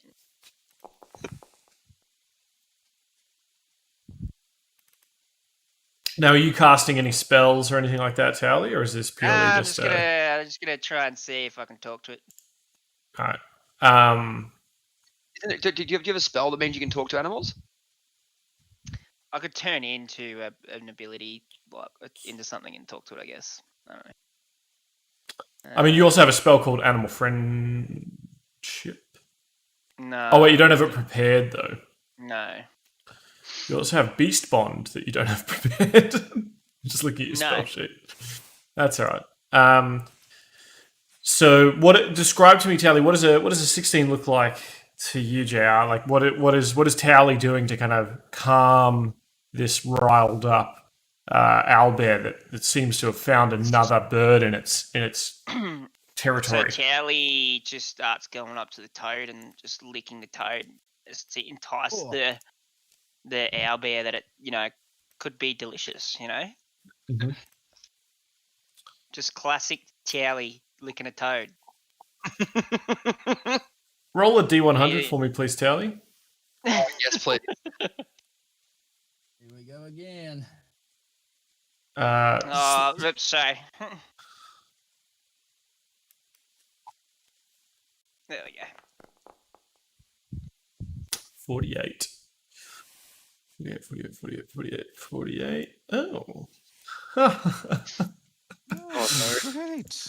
Here we go again. Sorry, bear with me 1 minute while I I'll bear with you 1 minute. yes. You get inspiration for that. That's 100%. You get an inspiration point.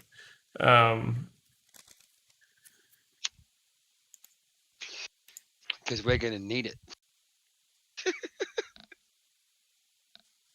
You may see a couple of errors come up, but that's don't worry about that. Here we go again. Yep, I did. It shouldn't be a ton. So Toweleeeie, you start licking the toad, and then you kind of look up and over to Pauly and the owlbear, like, hey, this is fine. Look at this tasty food. And the owlbear seems to kind of ignore Pauly and start walking forward.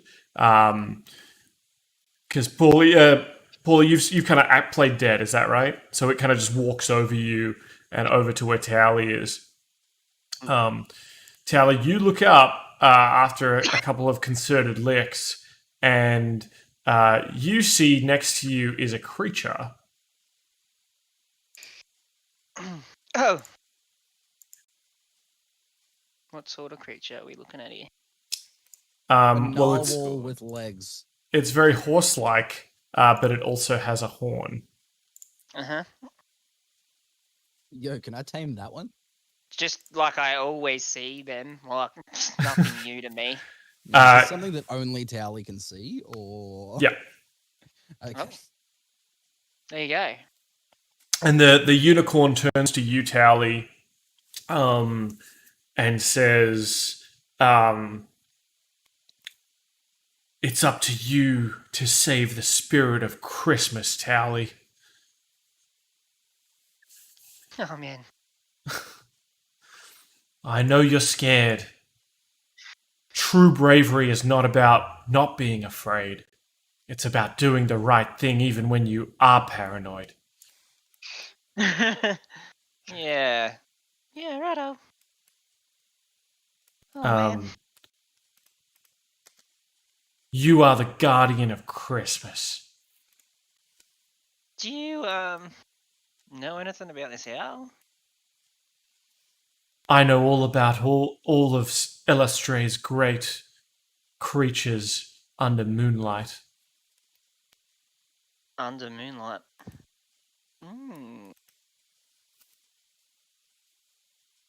We can't see. We can't see this unicorn, can we? No. No, you can see Toweleeeie talking to thin air. So, Fantastic.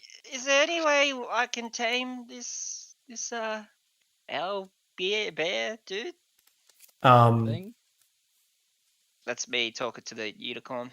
Yeah, and Pauly's probably the one that's like up close to this, like head kind of semi-buried in the snow, listening to the owlbear kind of strip pieces of meat off this toad, while Toweleeeie seems to be talking to thin air. What's your reaction, Toweleeeie? Oh, sorry, so Pauly. Look, I'm gonna keep trying to, like, you know what I mean, like keep going. Like, you seem to be helping. You know, like whispering this like to Toweleeeie. I'm like, we can do this. But I will step back a bit. Yeah. And I'm gonna try go into stealth. Yeah, so you kind of inch away.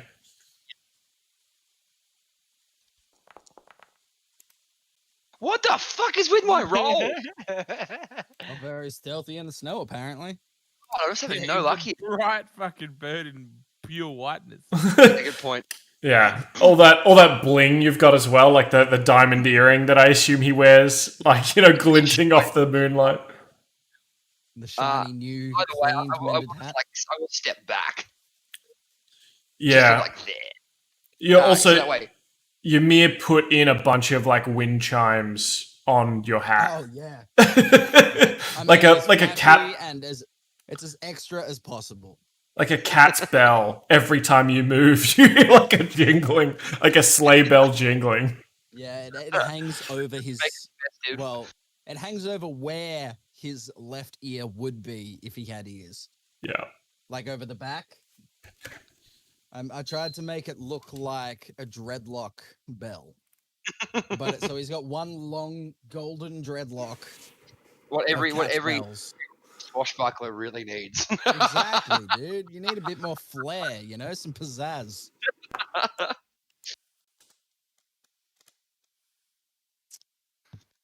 And Yeah, there's so a that little- there's a- I'm used to Toweleeeie, you know, just talking to thin air. But I mean, I'm just gonna go like, well, this is working so far in my eyes. I also embroidered a little shaka on the underside. like under where the label would be. Fold, Yeah, Yeah. where the washing instructions are. just as a little token of Thorendir in the hat to Toweleeeie, just to be like, we're in this together under Thorendir. Thorendir He Thorendir doesn't just hear or see anything going on. He's just still trying to maintain his telekinetic connection with this unicorn. Ask And me anything, Toweleeeie. Her knowledge is your knowledge. of life. Tame the owlbear. What else do you eat, owlbear? Actually, Tally, you did give me a present for Christmas, and I did give you a really nice pipe. Yeah, I'm working on that. He is working on it. Give me another animal handling check with advantage, Tally, as you've done a good job feeding this owl boy.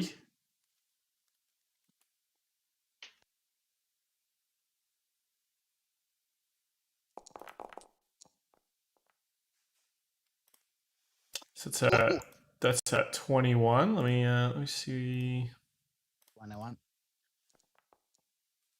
You stupid. You stupid. The owlbear kind of stops stripping flesh from the toad and kind of looks up at you, Tally, as you're kind of inching closer towards it. I assume with like a hand out. Is it like a hand out? Is it the shaka like the croc hunter with the buffalo? What does the Toweleeeie kind of taming look like? It's just him with his two hands by him, so I just standing there, just Go for a Pretty- hug. just staring into its eyes, Mm-hmm. and just trying to communicate and maintain that eye contact. It moves over to you and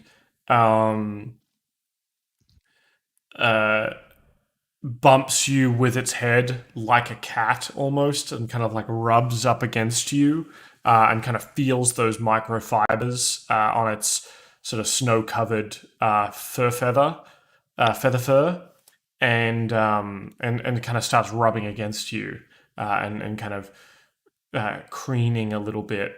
There's sort of like, ooh, ooh.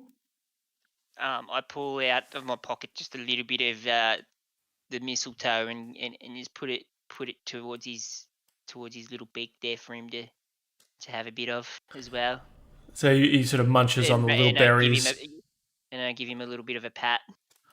Yeah. Go, hey buddy, hey. And he sort of starts nibbling at the kind of mistletoe berries out of your hand. Yep. And then, yeah, it's pretty much what I do. Tame the animal. It's like pretty chill. Now that we're pretty chill, we just kind of sit there and we're just like, so what's been happening? It's Just try to make conversation with it, like just small yeah. talk. Well, Just, it sort of just gives you a bit of the whoo and kind of like looks around. It seems to look over at where the unicorn is. And your eye is kind of drawn to it, and as the unicorn starts to kind of fade away, you hear the voice, Tally, of the nature spirits from the unicorn say, "You must bring back the light, Tally. Rescue the summer and save CandleNights." And whoa. the unicorn fades away. Man, did you catch a word of? I'm like, this is me talking to that our bear. I'm like, did you catch a word at all of what that thing was saying? The owlbear gives you that like cocked head look, and then kind of Something like about Christmas and almost like candles? shoulders you aside a little bit and like continues stripping flesh off what remains of the toad. Yeah. Oh man, I'm so confused right now. So wait, Well, did we what a trip! did we see this the owlbear? I'm gonna sort of lean over and put like a little collar on like, I don't know, what have I got on me? Surely I got a bit of rope. Thought I had a bit of rope still.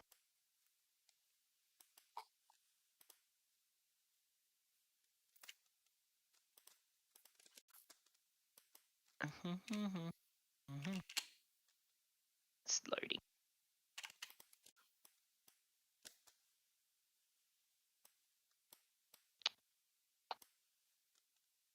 Yeah, I've got a bit of rope. I've got 50 feet of rope. Can I use some of that to like sort of do a little bit of a like lead over the bear to pass it to Toweleeeie?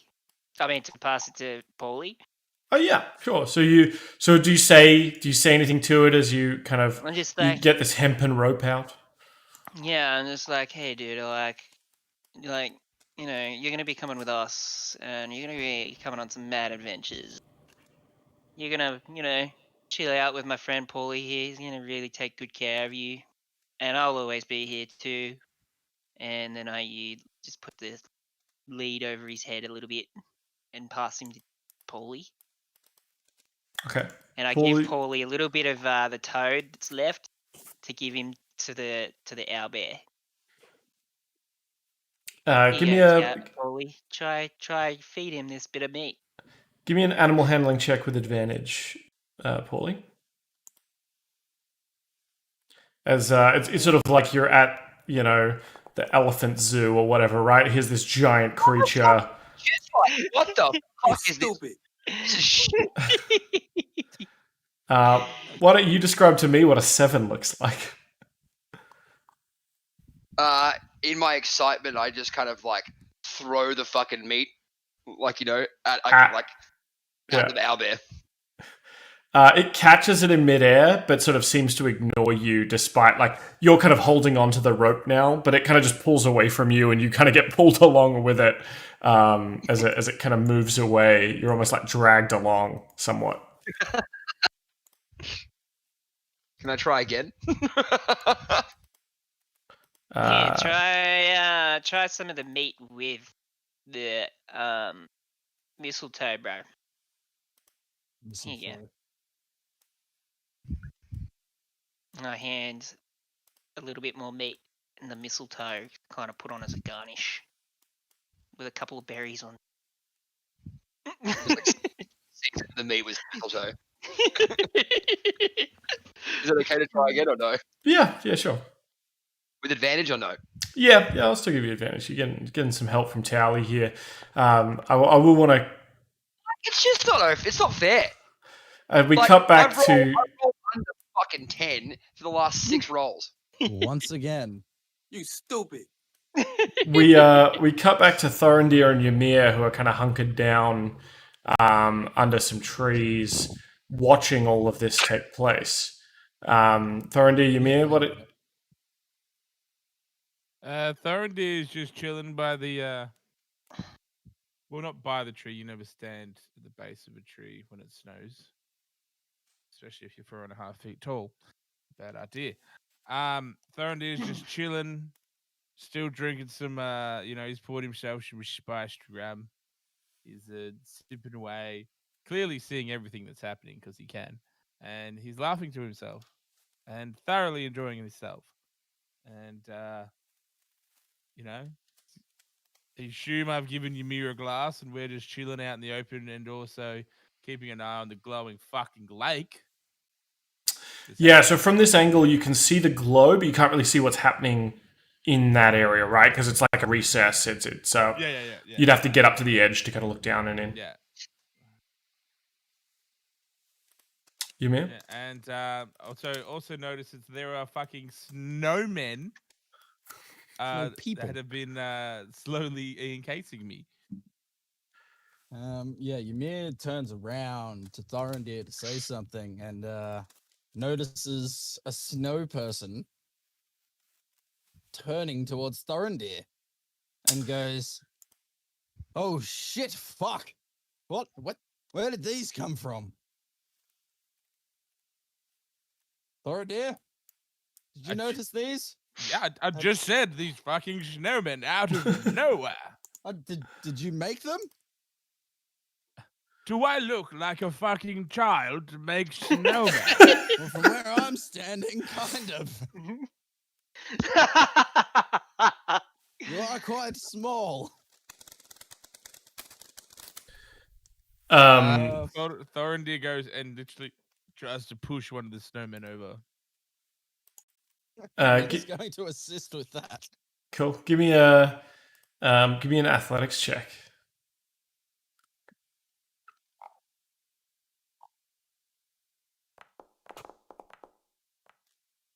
You've got another roll because I'm helping you with it. Yeah, you kind of both shoulder that one of the three. So that's a 16. So you topple one of the snowmen. It kind of falls over and just and falls apart in the snow. And you hear a voice. Oops, keep dropping that. You hear a voice on the wind, seemingly coming from all around you in the forest, that says, "The Wintersmith is tired of the cycle. Summer is at its end. We bring the Everwinter, cold and snow and unchanging." Ymir says, I heard something about Neverwinter. Are we going to Neverwinter? We going to Nevs? Yes. Man, I hear Nevs is having a mad Christmas party. Oh, 3 days of non-stop Christmas. Fuck, Christmas man. cheer. I wonder how much snow would go through those bathrooms. Oh, I'm hoping to find out. But no. Good golly, you man. The Wintersmith's planning to take away our summer, our autumn and spring. By golly, we'll never see Lord Lathander's blessing on our cheeks as the sun rises again. Ymir I, for one, shrugs. love Christmas, but I do want to see the new year. Fuck these snowmen. Fuck the Wintersmith. And I believe Thorendir and me start fucking throwing down like at a fucking metal gig. Fucking and smashing the shit out of these fucking snowmen. Cool. Well, like- Ymir kind of shrugs. He likes the cold. Thorendir fucking going ham and doing like WWE wrestling moves on these fucking snowmen. I can imagine you getting in between the two of them and then just like, fly kicking one while like yeah, punching yeah, the other you one. got it. Go Yeah. Is he able sideways. to... Wait. That's a 5-foot square. How tall is Thorendir? Huh? Five and a half, tall- 4.5 feet. I don't believe that you could hit both snowmen at the same time. I mean, I'll allow it for. Bitch. Yeah, you slap one while you like Yeah. body check another one. All right, we're gonna roll initiative here, as the two snowmen you didn't topple over straight away move to look at you as they talk. We rolled that too. They talked. The snowmen talked. All the snowmen began to talk, even the one My near initiative you. didn't update. What are you Pauly. saying? They said the thing that I said. Do I have to say it again? I apologize. Yes. Well, you'll just have to go watch I the video. even screamed it out. Like, Yeah. It was the Wintersmith is tired of the cycle. He brings an end to the summer. The Everwinter will be unchanging, unyielding, perfect frost. Thank you. Sorry.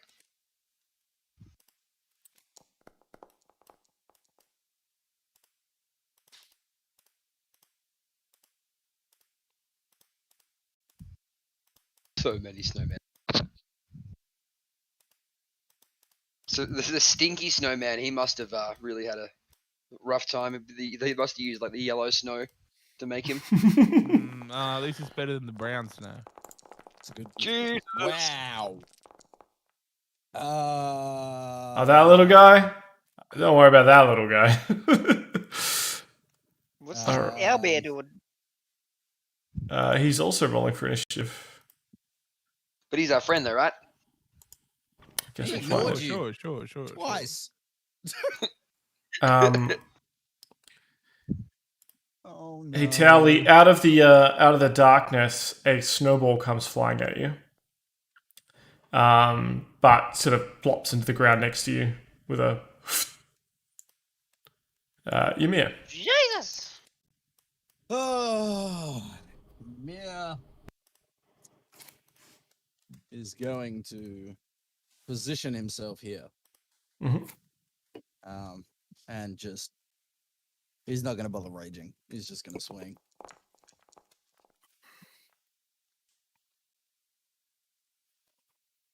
$19 Yeah. to hit.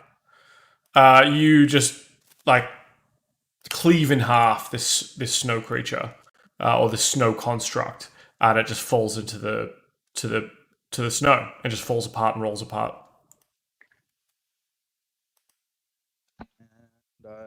And my turn.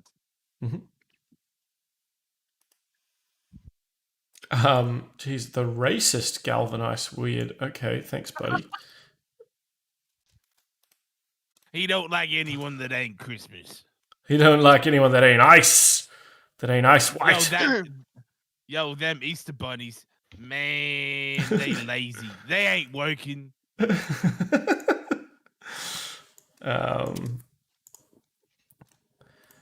Okay.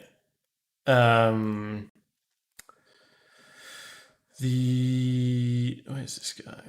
Okay. Pauly, a snowball comes flying at you.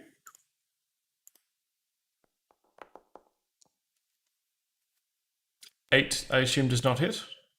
Does not. The owlbear, seeing all this happen, seems to sort of charge here and sort of claw at one of these snowmen.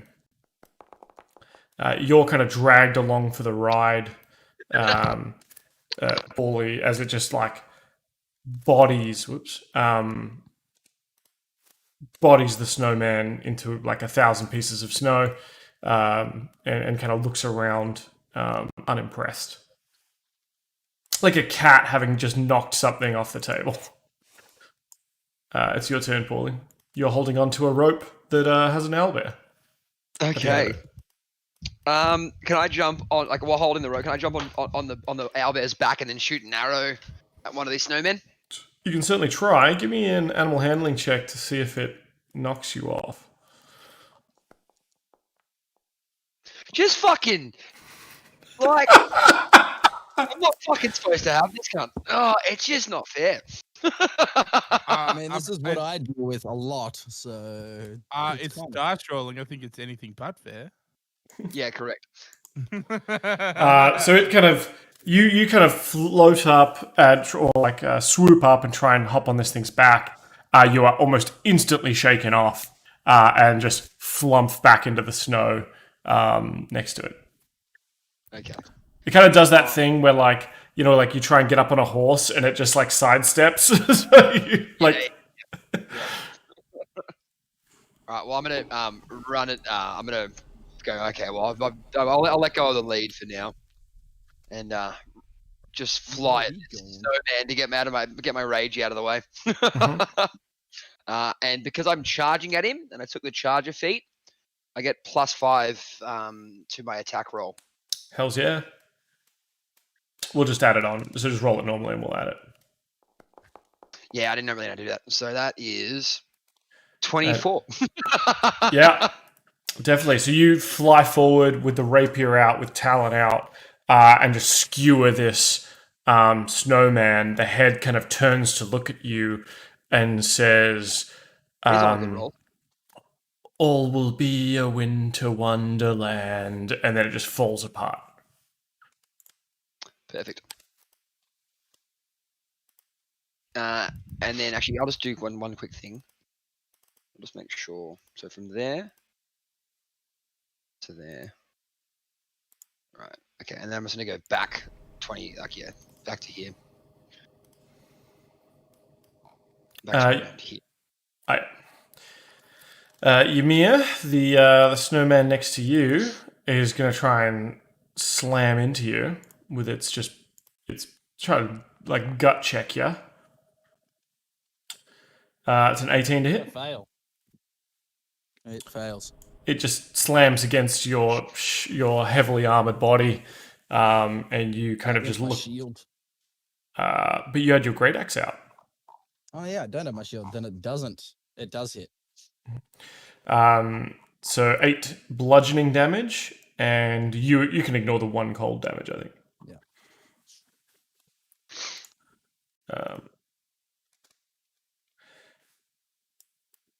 You start hearing a kind of laughter, and you hear from the sort of southeast in that ravine. You hear a ho ho ho ho ho. Summer will be mine.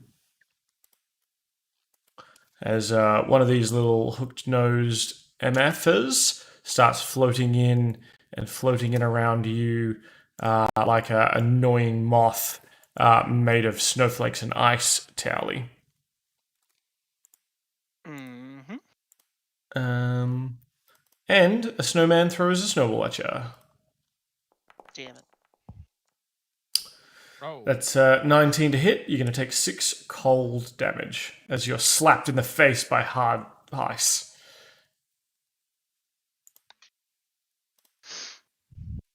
Wait, did I take damage earlier? How did I get my health back? Man, I was on 27 earlier, I think. I'm on 21. I don't know. There we It's go. on you. I just lay it out so y'all can play it out. So seeing this weird Duvalak thing coming at me. Oh, what's your initiative, by the way? Did you roll initiative again? He did not know. No, I'm going to roll it for you now. I was just about to do it. That's right. I get +1. I'll give you your turn now then. Seeing as you missed it just before. Yeah, so this weird looking Duva thing that's come at me. I don't know what it is. Gonna whack it with magic stone, I reckon. So if you remember, it looks like something a little like this. It almost looks like a small devil made of ice. Yeah, he's not really all that cool, is he? Pretty ugly. He's pretty cool. I'd say it's pretty cool, man. He's pretty damn cool. Yeah, so I am gonna just smack it with a stone, I guess. Let me sheet up.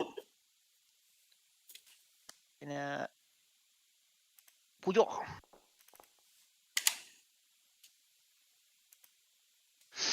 13 attack. Yep, that'll definitely hit. And I do 1 damage. Oh, this is a braggadocious ice. And then, am I able to move back now? Is that how it works? Oh yeah, you can move your full movement. Yeah, I'm just gonna move sort of like behind this tree. Cool. All right. Thorendir. Well, Thorendir is going to give.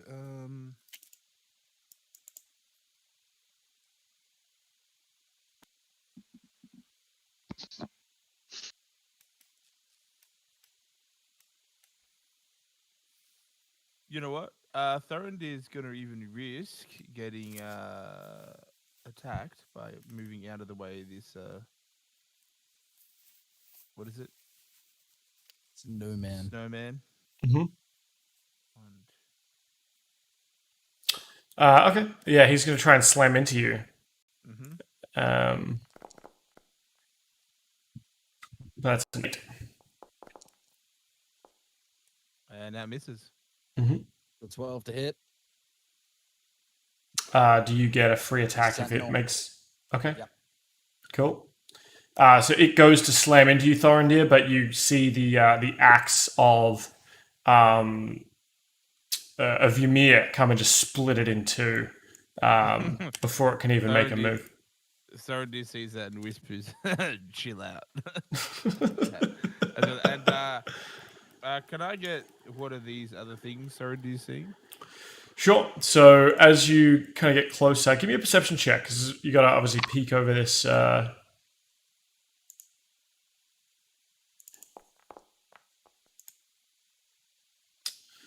Yeah, excellent. So the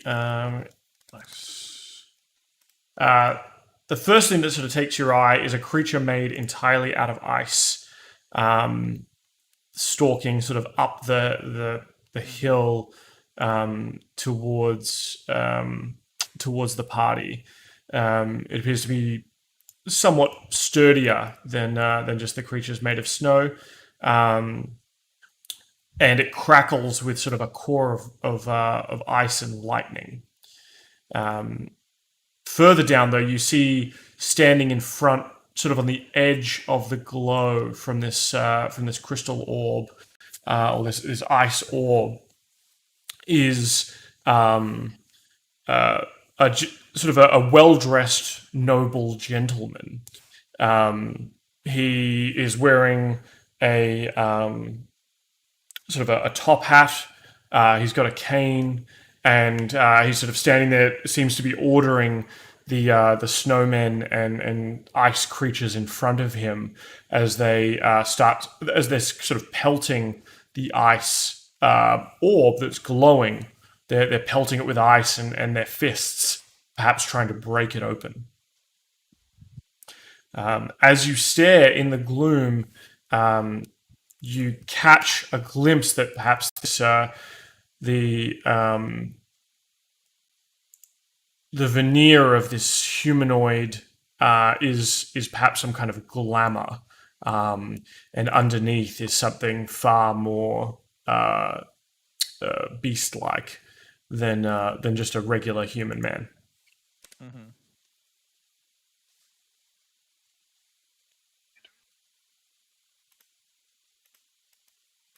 Okay.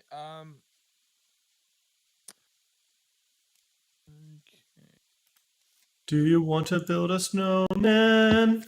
Thorendir will cast a phenomenal. Where is it?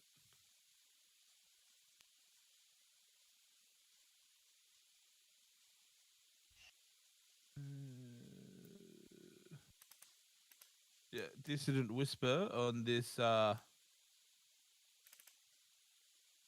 thunderstone ice thing. Mm-hmm.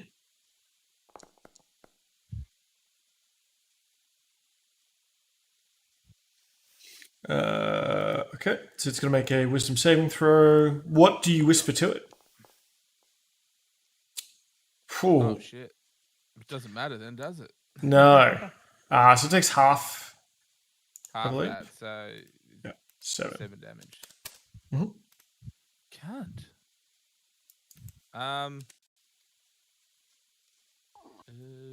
Thorendir, seeing Pauly in the corner of his eye, looking very ragged and haggardy, goes, "By golly, you're a man of the sea, Pauly. Get your shit fucking together, you stupid bird. Don't make me steal your hat, you degenerate."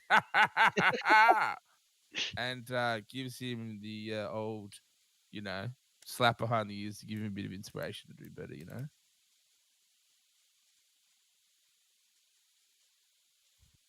Thanks. There you go. You got a bardic inspiration, mate. Excellent. It's +6, right?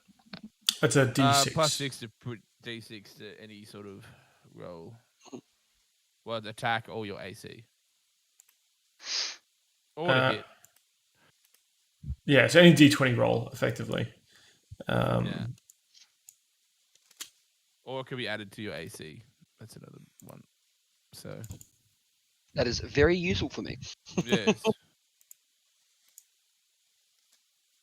But yeah, that's the end of my turn. You meet another one of these snowmen throws a snowball at you. It's 18 to hit. Yep, that hits. So for 4 cold damage, you get to halve that.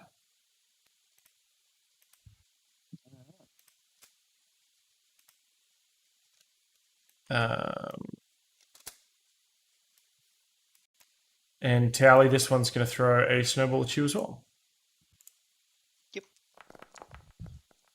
Oh! Bow, bow, bow, bow. Huge snowball just paff in the face as you take. Oh, it's so wet too. It threw a chunk of ice at you. Yeah, it had like a stone in the middle of it, possibly even your magic stone. 12 cold damage as it just like explodes in your face. The brandy ice method starts beating on the thing.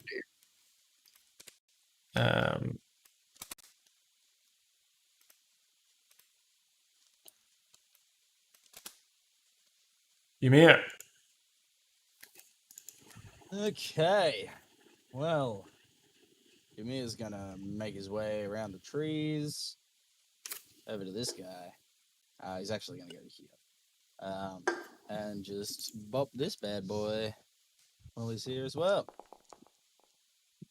Well, it's a 10 to hit. 10 will hit. You just cleave this this snowman in half, just easily, like cutting through snow. Sweet. If you have any more movement, you can use that up, obviously. True. So that would have been I mean, you could have cut through the trees, I reckon, so you can go. okay. 15, yep.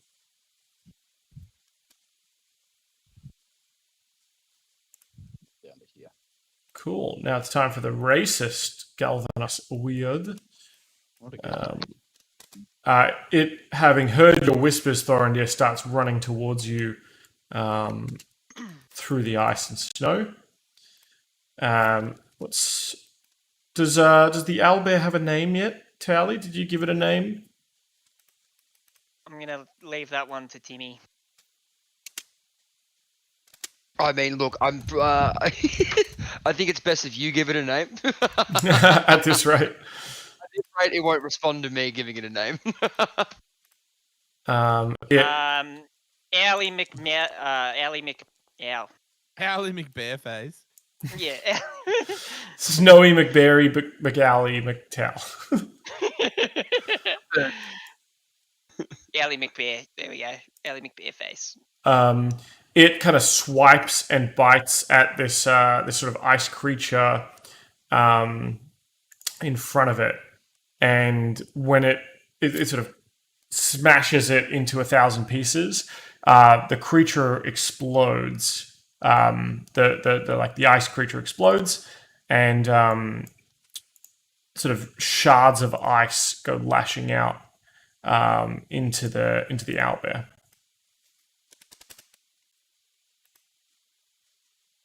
And it howls with a "Ooh!" And so that's dead. 20. One of the snowmen's going to sort of pelt snowballs at it.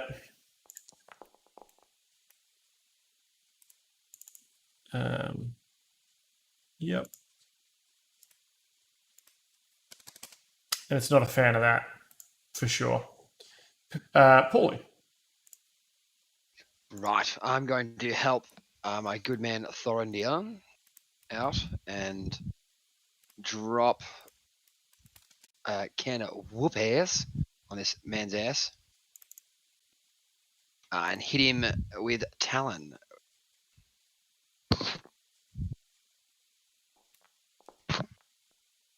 God. Well, I'm going to use. Oh, sorry, I didn't actually mean to do roll damage, but that's +5, so it's 12. And then I'll add. It's a 1. A 1 is a natural miss. You can't juice a 1. Okay, all right then, all good. Then I'll also stab him with a dagger then too. Mm-hmm. 11. 11 will not hit. It sort of narrowly, the dagger kind of grazes across the ice. You leave a mark, but you think you haven't done any real damage. You think you're so close. I'm having no luck with rolls today. So you could spend the Bardic Inspiration now if you wanted to. Yeah, no, I might save it for AC, like so I can get some AC if I get fucking slapped. Cool. Or extra damage, whatever you want. Yeah. All right. That guy's dead. Toweleeeie. What do we got left here on the screen?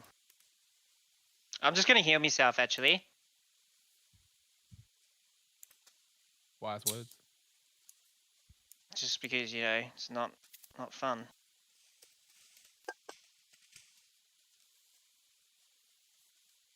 Is that casted? Why is that not casting?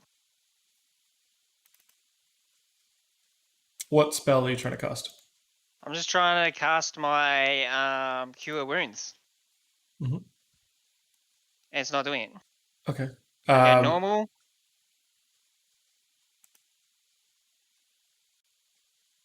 Well, It's just not doing it. when you click normal, another thing comes up saying Cure Wounds usage configuration cast at level 1. I'll just do it for you. Yeah, it's See not if that working. works. So, the Nothing whole comes up. UI hasn't been working properly for me all day.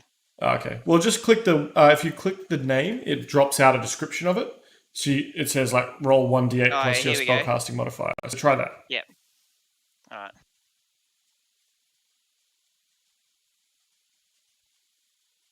Oh, now I've hit the wrong thing. Hang on. Or just manually roll it. 1d8 plus your wisdom modifier.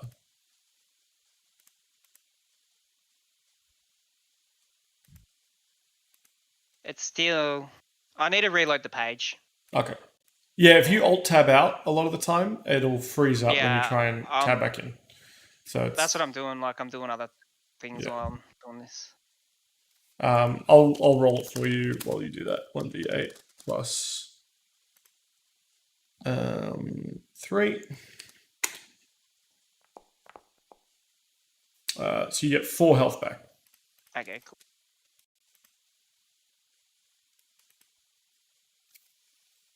So that's your action, I believe. Any movement or bonus actions? I'm just gonna stay there. I'm kind of in cover, I think.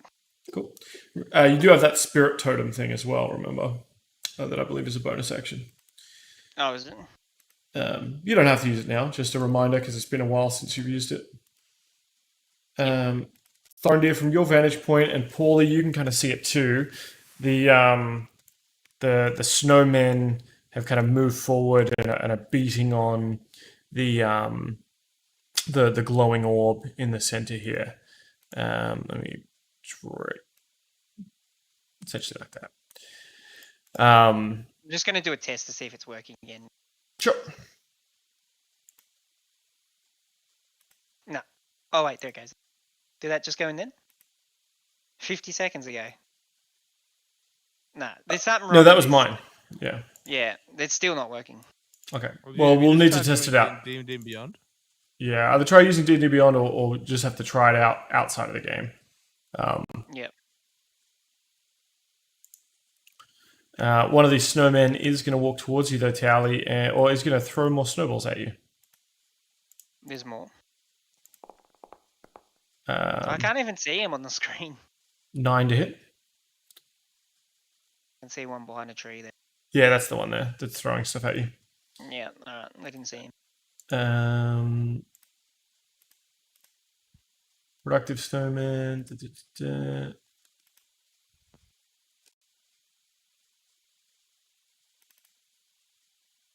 I think he's going as well. Thorendir. Excelente. 1 second.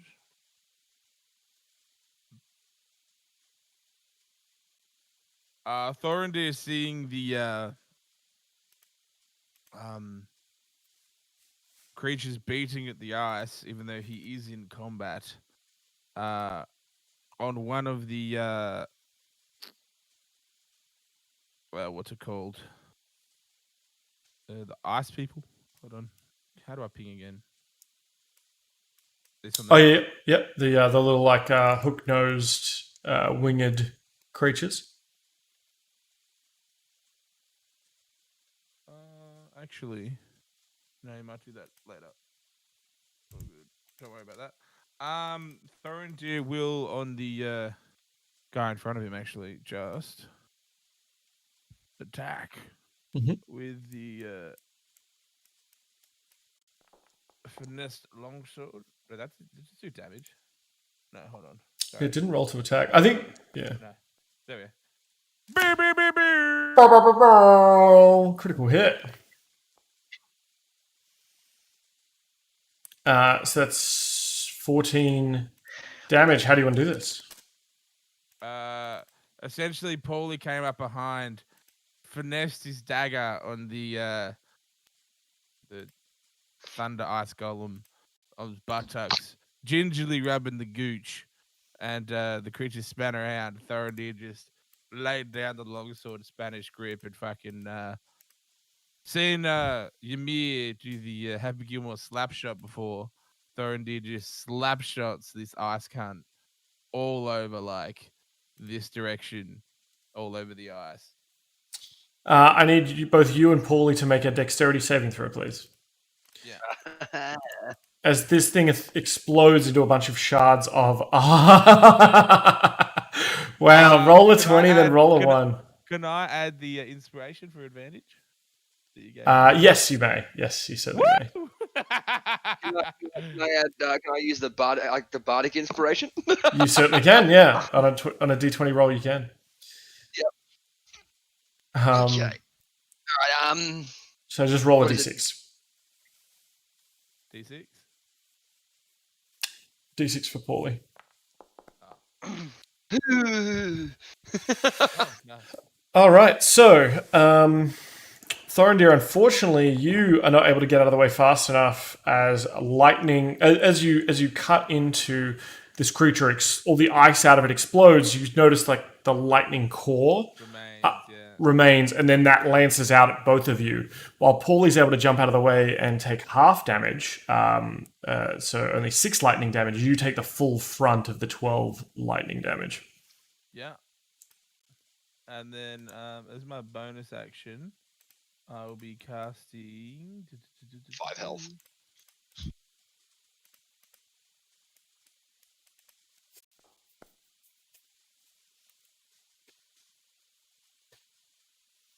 And who's that on? Me. Suck it, Pauly. I'm so dead. So what did I lose? I lost 12. So 9. I lose 3 health. Pauly, do you need a health potion, my dear lad? Yes. Yes, please. And I did use my bonus action.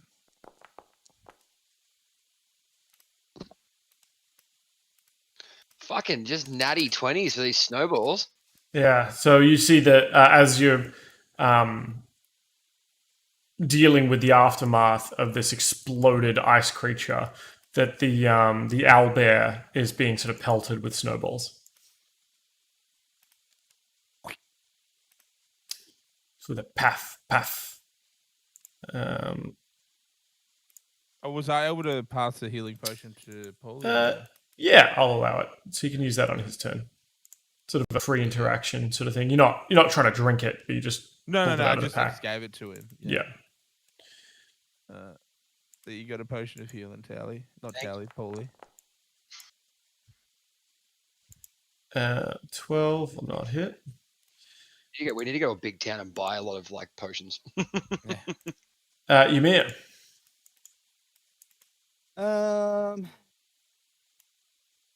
Ymir is going to just move 30 feet to there and end his turn. You don't want to move. You can use your action to dash if you would like to move a further 30 feet. True. And you're making a beeline. You just sort of start sprinting through the snow, past like hurled snowballs, just through the forest. Ducking and weaving. Just in a serpentine kind of fashion. The snowballs like paff into trees around you. The owlbear lets out a woo and like charges, leaps over the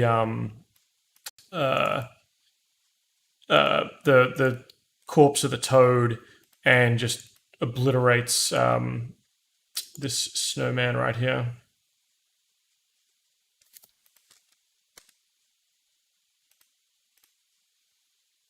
There we go.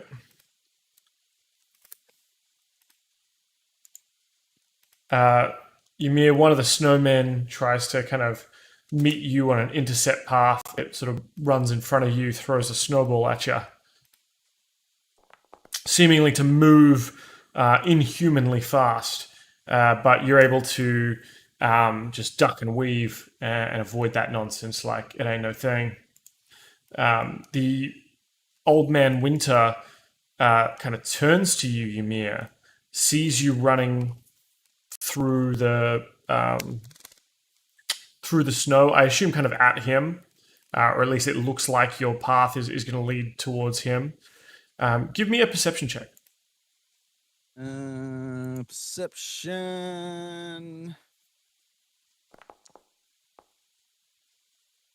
13.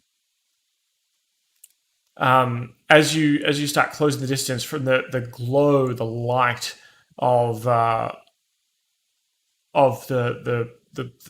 orb, you see sort of a flicker of a different creature. The glamour almost fades for a moment, and instead of a man holding a cane and sort of wearing a top hat, you see almost like a bat-like creature wielding a sword. Ymir just yells, "My God, you are ugly."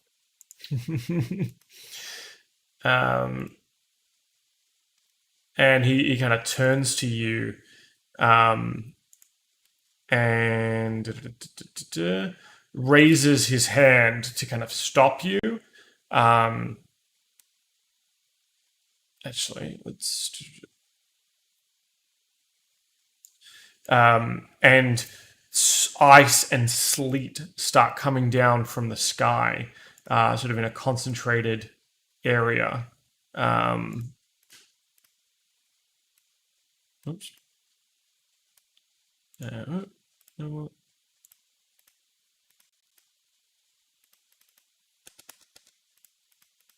Sorry.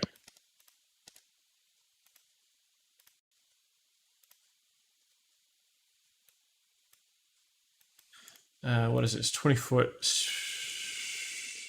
cylinder. A cylinder kind of centered on you, Ymir, of sleet and snow and ice. Be right back, 2 seconds. Yep. Starts pounding the ground all around you. You lose vision. Your torch goes out just from the overwhelming kind of ice and sleet that's affecting you. The ground becomes covered in slick ice, making you somewhat lose your footing a little bit. On your turn, I'm going to get you to make a dex saving throw, but until then, you're kind of cut off and you can't even sort of see past the sleet either.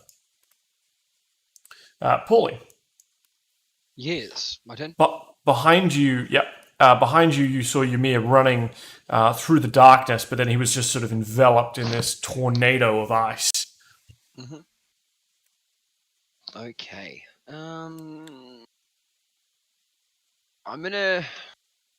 Don't really like the idea of those snowmen getting close to this light.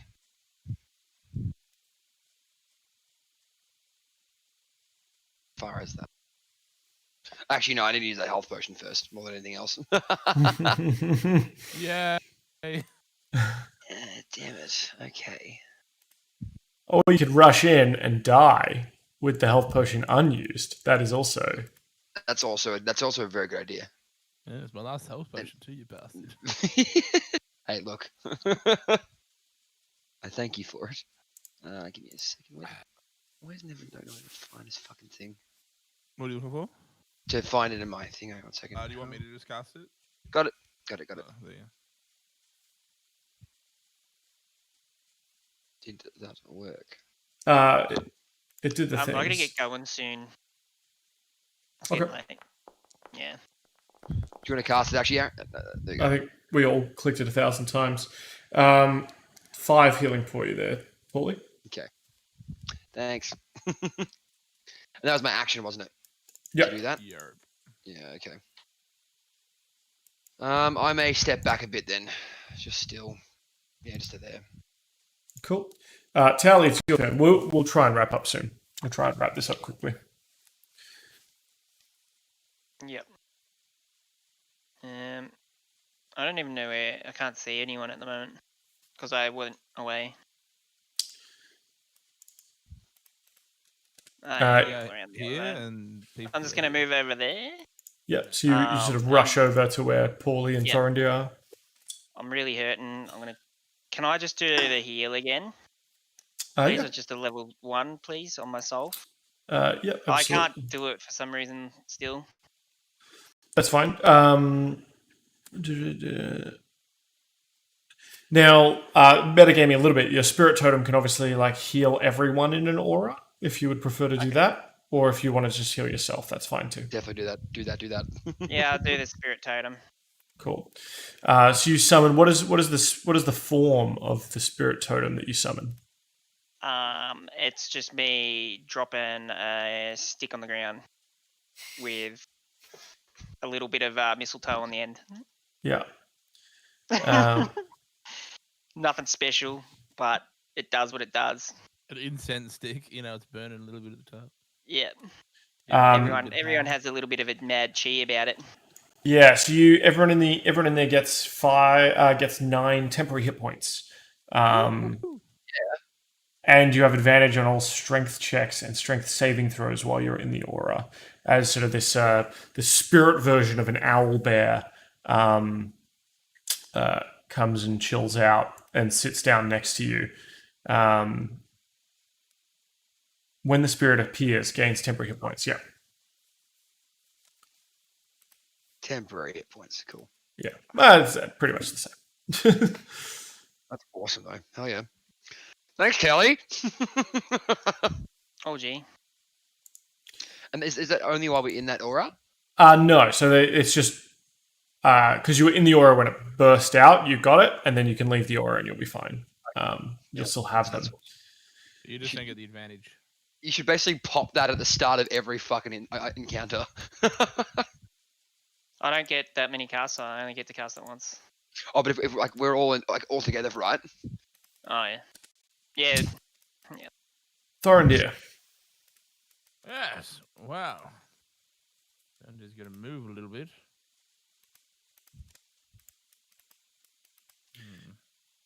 You know what? I actually might leave that there. Hold on. From up there on to your vantage point up above, you can see the snowmen are kind of beating against this sort of icy, perhaps even diamond-like orb that has crashed into the ground. And this definitely is the thing that Ymir kind of pointed out. It appears to be sort of glowing. The light inside it starting to somewhat dim as the snowmen are throwing themselves against the diamond substance, and you can see parts of them are melting off, and sort of steam coming up. But it looks like the whole thing itself appears to be cooling, and the light growing dimmer. Yeah. So Thorendir on this fucking thing over here is going to cast. The Crown of Madness. Mm-hmm. And the creature has to make a wisdom saving throw before anything else happens. All right. Wow, fuck me then, right? That's 2 fucking level 2 spells. Wisdom saving throws, and I've got 20s on me. Today, Mate, I'm rolling in front of you too. I know, it's a fucking cunt. Well then. Yeah, I fucking and 1, 2, 3, 4. I've got one more. I'll move back into that circle so I get a bit of advantage. Yeah. I leave my turn. Um, Actually, Ymir, I'll cast Bardic Inspiration on. So Thank you. oi, Mr. Man lost in a tempest. Lost your way, have ya? Ha ha! I bet you an extra ground at the tavern you can't make your way out there and slap one of them in the next 3 turns. Oh, Ymir goes, ah, who was that? All right, I'll kill something.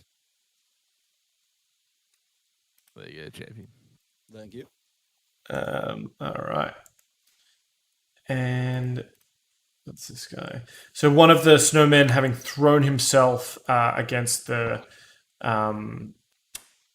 this prison, explodes in a cloud of steam and evaporates. Similarly, these ice sort of bat creatures are hurling themselves, trying to create cracks, and you can see as they land, blows on it, and parts of them steam away.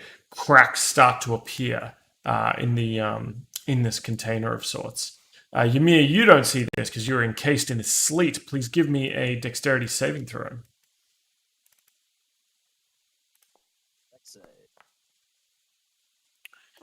You slip for a moment, but your momentum kind of carries you through, and instead of slipping over, you're able to kind of just skate down this hill and maintain that speed that you were dishing out. Well, I'm going to continue my approach. Does your sentinel let you attack someone who attacks you, or just if they're attacking someone No, else? but I was walking around it to. Oh, okay, yeah, you haven't left its thing yet. Sorry about Yeah, that. I'm still in its range. So Cool. I'm gonna pop that boy. Yeah, so you just shouldering this thing as you go past, it just turns into a small snowbank afterwards. I yell out as I create a snowbank of a snowman.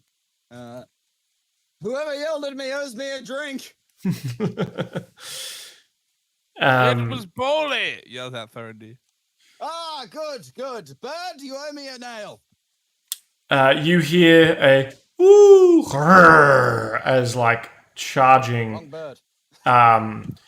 towards the sound of your voice, emerging from the sleet and the snow. You see the owlbird nearby, keeping pace with you, Ymir.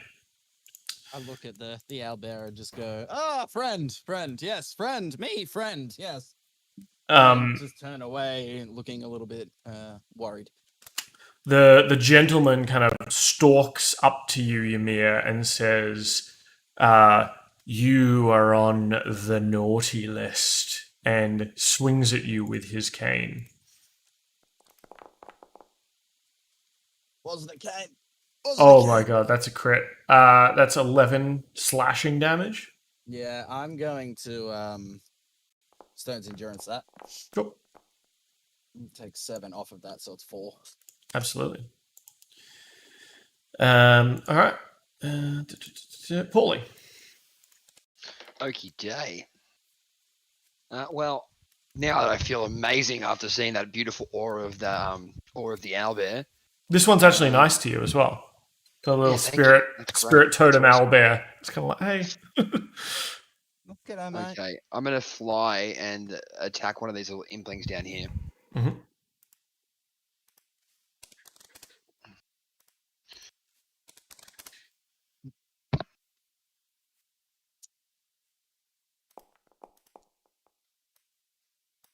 $17. Yep, that'll definitely hit. Because I'm just going to add the +5 to it afterwards. Yeah, for sure. 12 damage. How do you want to do this? Just kind of like skewer it to the ice thing. So like basically just stab it and then stab it into the ice. Yeah. Kind of get just stuck there. So you skewer it into the sort of ice ball behind it, and it starts sort of sizzling and explodes. Give me a dexterity saving throw. These motherfuckers. They're melodramatic. You take 2 slashing damage as sort of shards of ice fly past you as it explodes. And then I'm going to throw a dagger at the snowman I can see. Yep. So, yeah. Where are we? For fuck! That wah. Tally. I'm no lucky.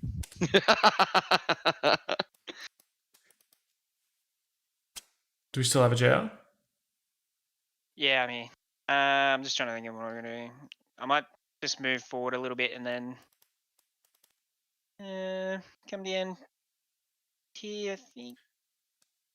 So this whole area is slippery, icy ground. So I'll need you to make a dexterity saving throw if you're walking in there.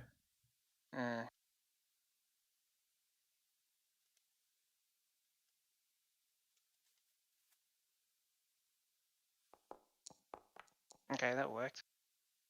Yep, you're able to kind of pick your way across the slippery, icy ground, and you sort of find yourself in this kind of sleet storm. Ahead of, whilst you lose a lot of your vision, ahead of you, you do hear Ymir and an owlbear getting funky with it. Okay. Yeah, I'm just gonna do my little magic stone thing. Mm-hmm.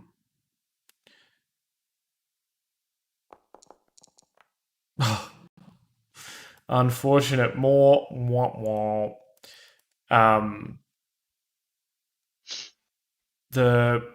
One of the snowmen throws itself against the sort of diamond ice structure, exploding into steam, and more cracks start appearing.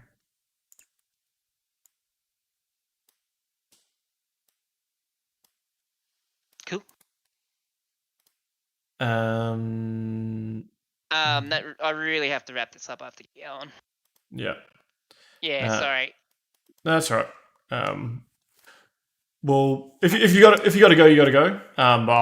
But we're very close to the end, so I'll kind of wrap it up for everyone else then, perhaps. Yep. But if you got to bounce, you got to bounce, brother. Yep. Cheers. Thanks. Oh, jeez. Thorendir. Well, Thorendir, seeing his boy Pauly lunge into action and getting pissed off his magic isn't working. Fucking lunges after his boy Pauly. As you kind of slide down the escarpment, the embankment there, into the glow of this thing. Yeah. This Randy Ice method. Yep, Randy Ice method. Thorendir will cast. What do I have left? Oh, yeah. One more won't hurt. Bit of whispers. The sweet whispers, those sweet nothings. Mm-hmm. So you whisper out into it's almost like a whisper, or like a whistle through the teeth, and that frequency shatters the ice creature, flinging ice shards all around it. But luckily, no one is nearby to take that damage. Excellent. And as you get closer to this thing, you can kind of feel a bit of a heat coming off it, though it does feel like it's being sapped away, this heat.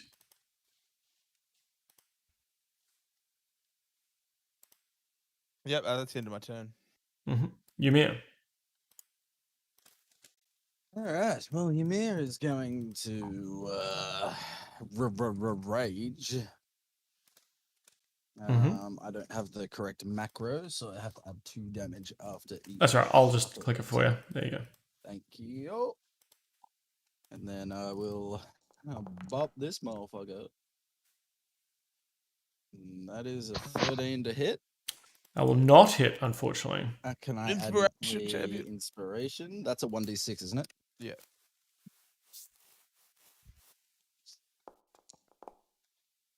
To hit. Yep, that'll hit. 14 slashing damage. All right. You carve into this thing, and it howls and reveals its true form. It's sort of this white winged bat-like creature. Frost. Even as your axe comes in contact with it, the frost runs up the side of your axe as it kind of howls and screeches at you. I say, you're going to have to try harder than that. I'm not afraid of the cold. Frost. Sometimes it makes the blades stick. Anything else you mean? No, because my rage was my bonus action, so I can't make another attack. I'm not going to frenzy. That's all good. All G, your owlbear friend comes up beside you with a bit of the old beaky claw action, the old peaky Oof. blinder action. Ooh, shit. Jesus, mate, we don't even need the Tatts and Tarasques. Let's just get that owlbear. 5 damage. This guy. Starts tearing into What's this the oh, frosty creature. so what's the Billy Madison quote? Damn, I'm glad I called that guy. Damn, I'm glad I called that guy. This thing sort of howls and hisses and makes a bite attack against a random creature. And its true face revealed, it attempts to bite you, Ymir.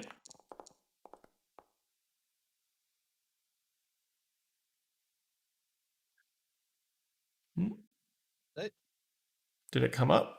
I think all my shit's frozen. There we go. There we go. 15 to hit. No, he misses. 15 hit, he misses. And seeing that not work, he kind of shards of ice start appearing around him, twinkling. And he says, the Summer Queen's reign is over. It is the time of ice. And flings these shards of ice at you.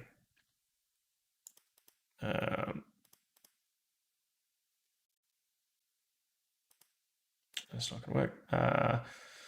Range spell attack, so I just need to roll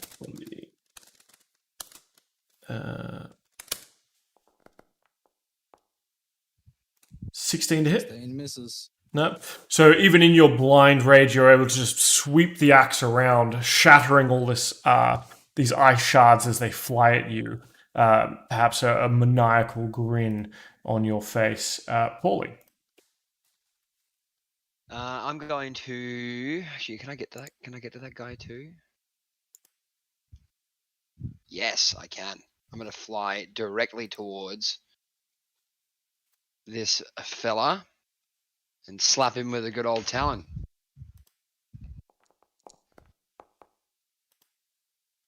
Hmm. 30 to hit. You There kids we love it when go. they're extra slappy. 30 to hit. I think that'll hit, matey. Yeah, 3 damage. Yeah, 17. 17. This creature looks like it can't handle another one of those. I'm gonna grab one of my other daggers too and stab him. Yeah. As sort of this frost flies up Talon, but it's still that, and the axe that Ymir have obviously being magical weapons. Sort of the frost kind of steams off it.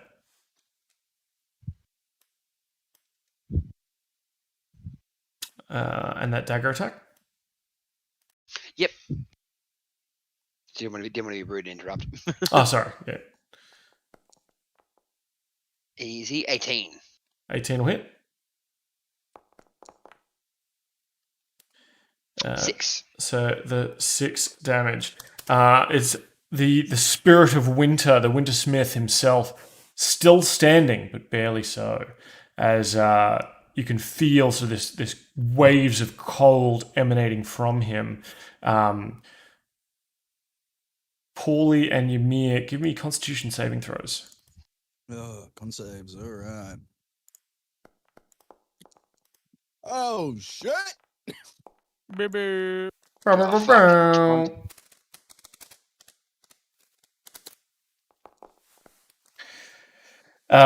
With that critical hit on the saving throw, Ymir, I'm going to let you shrug off all of this cold damage. Pauly and the owlbear are both going to take 9. Ow. There goes your temporary hit points. Yep. Oh, sorry, I just took it off you. My bad. I got excited. I took health off you. I should have left that to you. Skip Toweleeeie and one of these snowmen seeing you Thorendir tries to sort of pry open these cracks in the structure.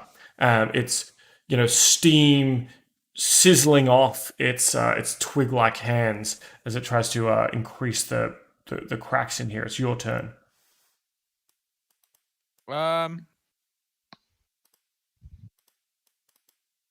Fuck it. Thorendir goes very well aware that his pals have old Father Winter over there.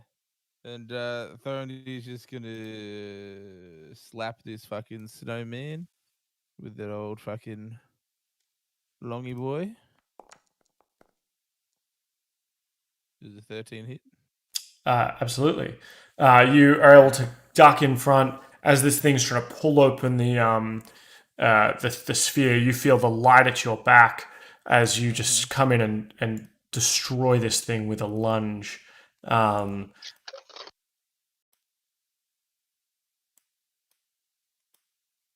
And the light behind you seems to get a little bit warmer and a little bit lighter. Yeah, and as my bonus action, can I sort of, I know, Thorendir using his magical prowess and knowledge of the world, try and feel what's going on or see the object? Absolutely. Give me an Arcana check. Okay.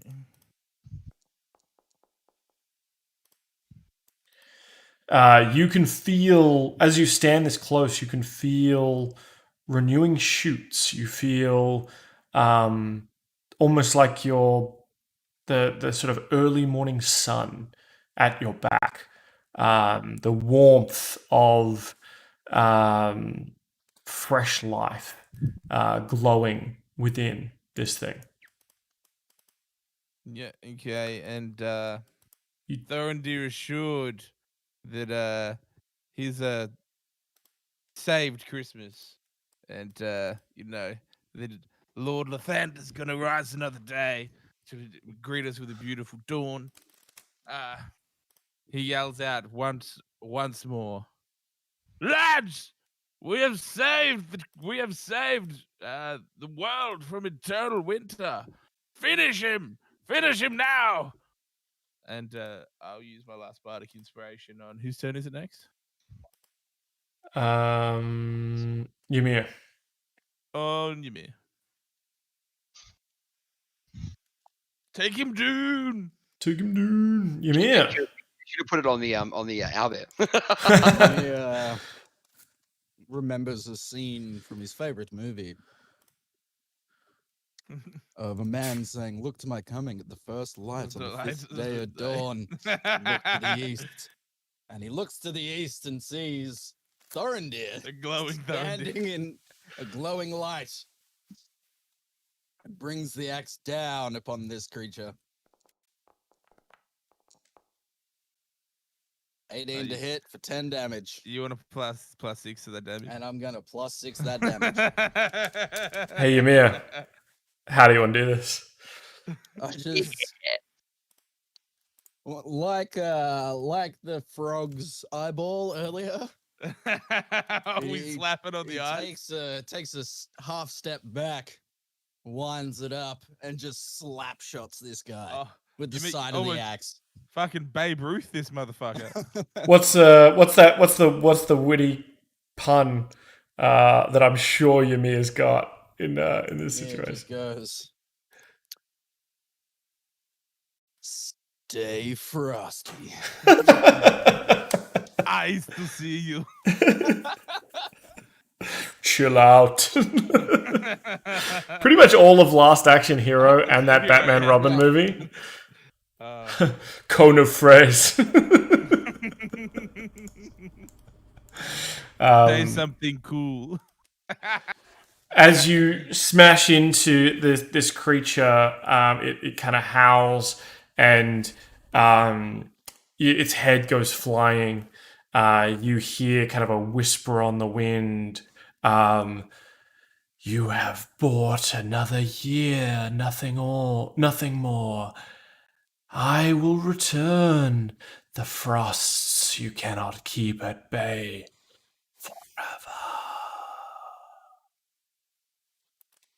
And at that, with the Wintersmith gone, the owlbear kind of sits back on its haunches, looking over at you, Pauly, possibly as a snack.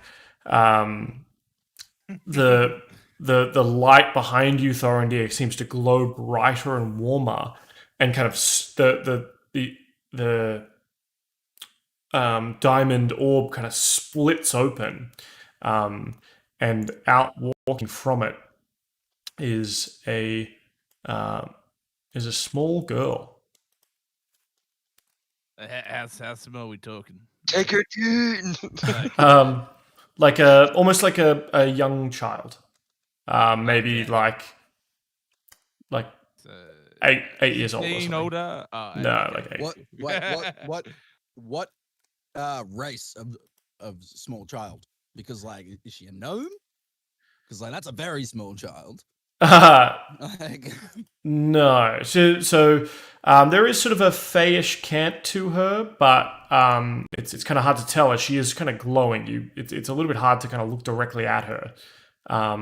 But as she walks out, Thorendir, you see on the ground beneath her feet small fresh shoots of life start sort of poking up through the snow. Yeah, Thorendir lightly bows to Lady Spring. She kind of lifts up her skirts and kind of curtsies somewhat, and reaches out to touch your cheek, and you kind of feel the weariness and the cold of this night kind of seep away. You feel almost young again. Rejuvenated. Absolutely. The cold in the bones is gone. You feel sort of the warmth of spring and summer, and your youth flooding into you. As she kind of looks around, and you see she's got sort of some flowers woven into her hair, and she kind of pulls one out from behind her ear and kind of smells it slowly, and kind of looks at each of you in turn. I'll definitely bow. Like I could do my best flourishing bow as well. She kind of nods her head a little bit to you, sort of in acknowledgement, and kind of looks at each of you wide-eyed, silently, not speaking, but just kind of looking to each of you in turn.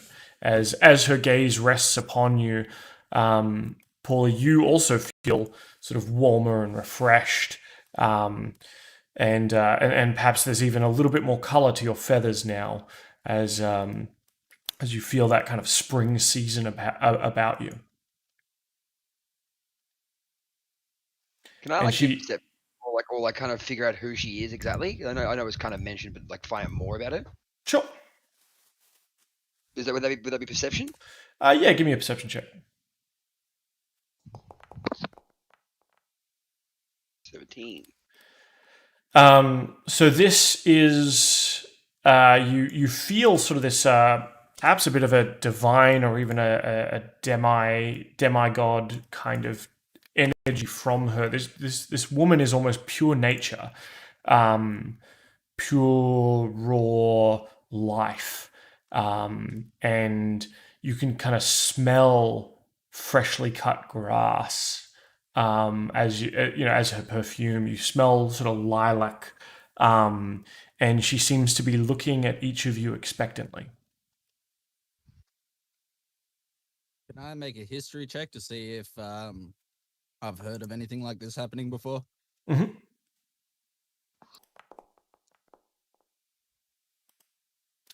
13. Yeah, so this you think, I mean, the stories of the Goliaths tell of, the harshnesses of Old Man Winter, the Wintersmith, but they also speak of the Summer Lady and or Lady Spring, and that her beginning starts. Her arrival heralds the sort of the march back into the light. Though for your people, perhaps it's pretty far away, as they have kind of longer, harsher winters and smaller, shorter springs and summers. But you think back to kind of all the stories about her time and about this time of year, and it is a time of giving. Checks out.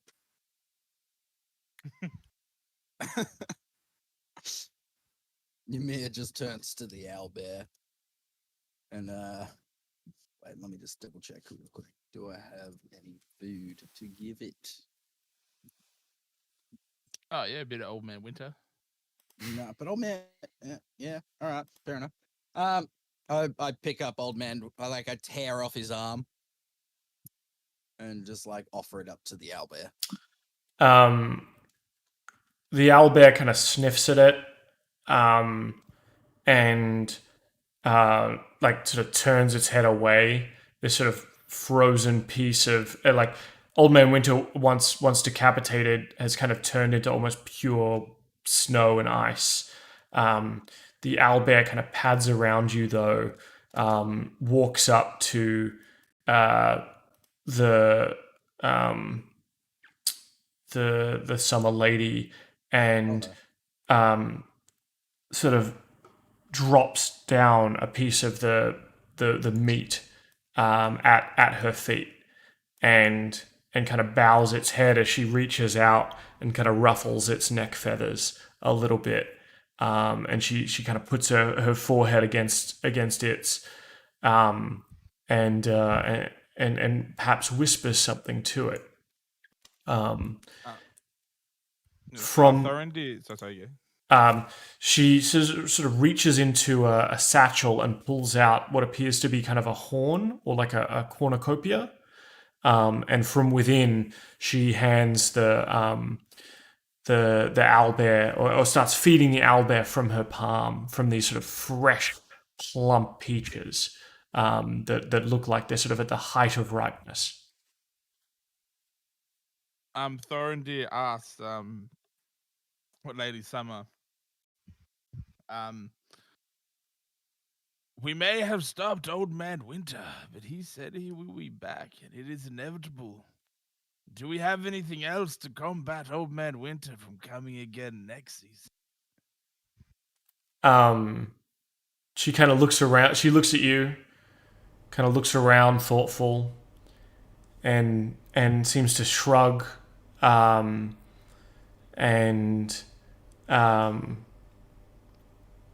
give me an insight check.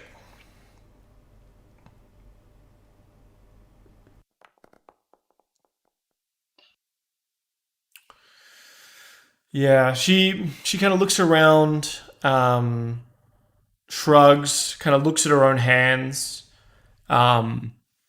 looks to each of you, and then takes the flower from behind her ear, or that was kind of like braided into her hair, smells it again, and like shrugs, and then just like hands it to you, Thorendir. Okay. Lady Summer. And Thorendir puts it into his hat next to his two feathers. Mm-hmm. And goes, yes, you are right. We must grow our own. No, not grow. That sounds very druid-like. We must use our own strength to defend these lands. And we will grow stronger, we promise you, Lady Summer. So again, when Old Man Winter threatens us, we will see yet another spring. Yeah. Lady Summer. This owlbear was very, very useful and helpful in making sure winter did not last forever. And we were wondering if you could tell, I was wondering if you could ask him for us to join us and help us in our adventures. As you sort of say that to her, she kind of looks at you, and she kind of looks from you back to the owlbear, and like she shrugs, like she finishes feeding the owlbear. She takes the meat that he has given her. She puts it in her little satchel. Has a think and almost as if like kind of ignoring you, pulls out a small uh, uh, pulls out almost like a throw over shoulder coat thing, like a shawl, almost like woven of leaves, and throws it over the owlbear's shoulders, and it kind of preens and croons a little bit as she kind of like makes it all look pretty. And then she just nods and kind of smiles, really satisfied with herself.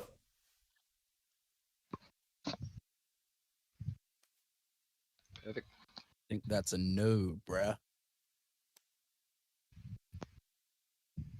Not sure What what is it is. what does Ymir do? Ymir's just going to give the owlbear a nice little pat on the back. Mm-hmm. The owlbear and its fancy new threads seems to kind of straighten up. It bows again to the lady and kind of looks at each of you, and then kind of like nuzzles you, Ymir, on one side, nuzzles you, Pauly, and then turns to leave.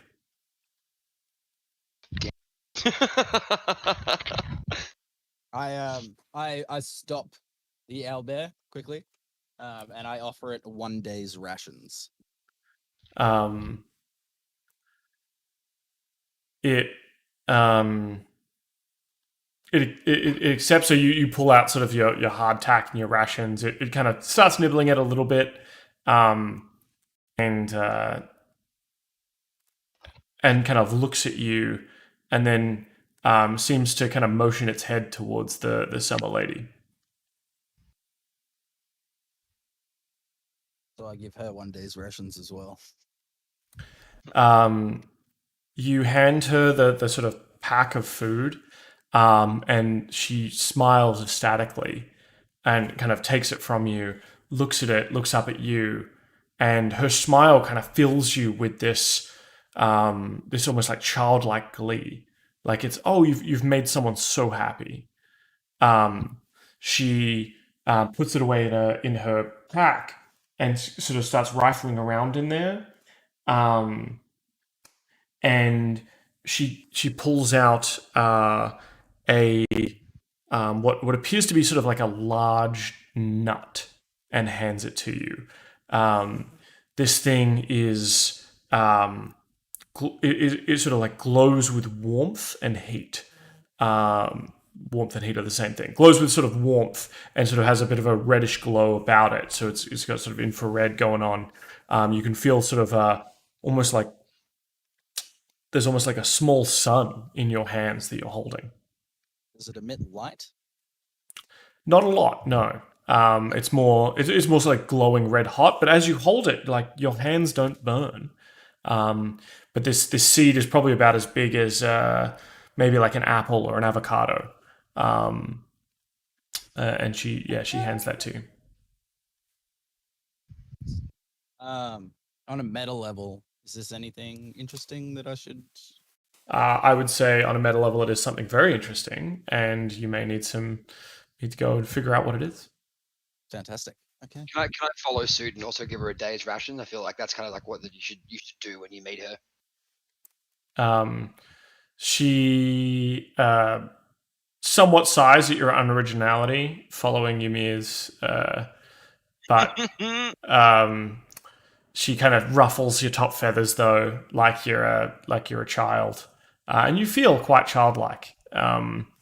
And she sort of holds it close to her chest, like she does value it, and puts that in her pack. And she pulls out one for you. But this one sort of pulses with almost like like an electricity. There's some sort of like almost like a seed full of lightning in there. Right. Well, if you're all getting seeds, I want a seed. So I go up and give her. Yeah, don't give her more rations. Give her something nicer.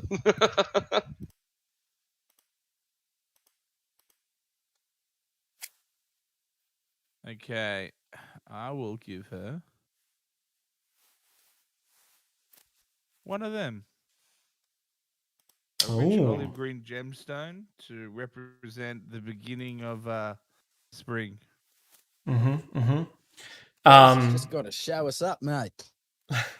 She takes it from you, looks at it in kind of awe. Her eyes with the sort of the glow from her skin. You can see the sparkling of the green in her eyes, and you're not sure if that's the just the color of her eyes or the reflection of the gemstone. And it's a big gift. Let me.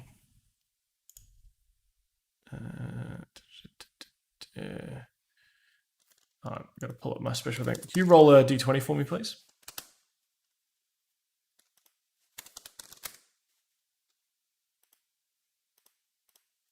Why is my Google Drive not working? Come on, Google.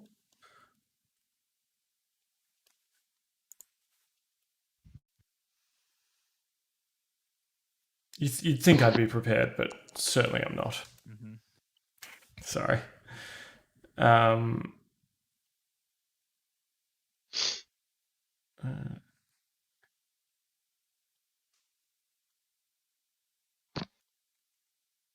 Fantasy. Oh wow, just Google Sheets is just not working. She hands you a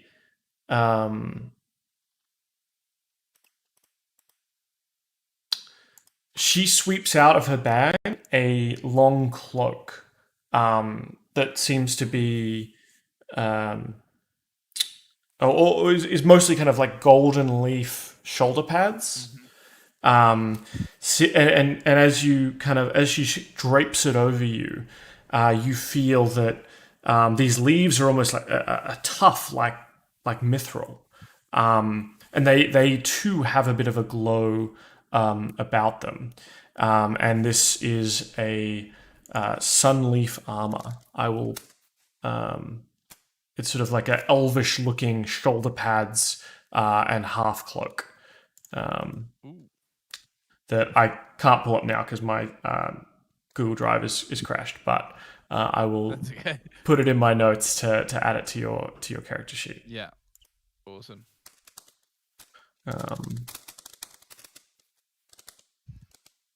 Yeah. So in kind of wrapping up, she also gives you. I would narratively say I would say Toweleeeie probably goes up and gives her some mistletoe, being quite the druid that he is. Yeah. He's missing a good spotty. And he would also receive, I think, a seed as well, sort of a green seed, feeling like it's full of fresh new shoots of life, and she kind of nods to each of you, and yeah, you feel like new beginnings, a new season, maybe a new season of Tatts and Tarasques has begun. The old cold winter has ended, and new bright futures wait ahead of you. And that's where we'll end it for today. Is she out of eyesight, out of sight now? She out Has of she what? left? Has she left? No, she's kind of still there. Her and the owlbear hanging out. Mind. What was that, Dill? Never mind. Who are you gonna kill? Are you gonna try and eat the owlbear? No, I like the owlbear.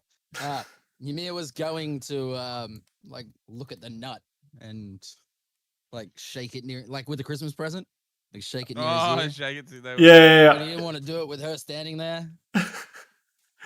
Yeah. Kind of rude. Yeah. Well, you kind of cradle it as you walk back. You know, you're holding it. Maybe you walk back to town.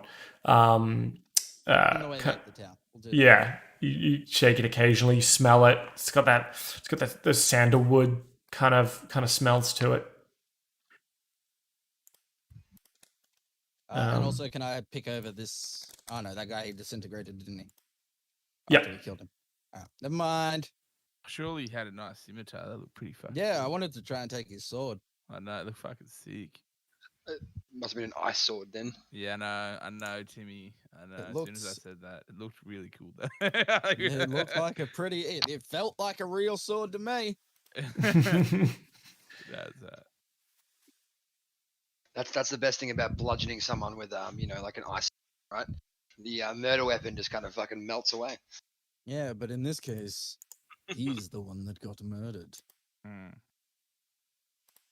As I walk past him again, I say,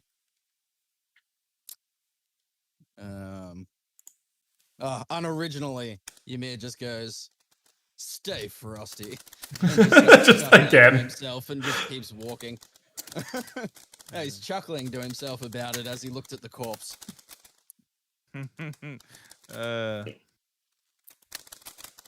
All right, so I'll put red seed for Ymir, lightning seed for Pauly, vine seed for Toweleeeie, and the sun leaf armor. I've added that to your D&D Beyond for Thorendir.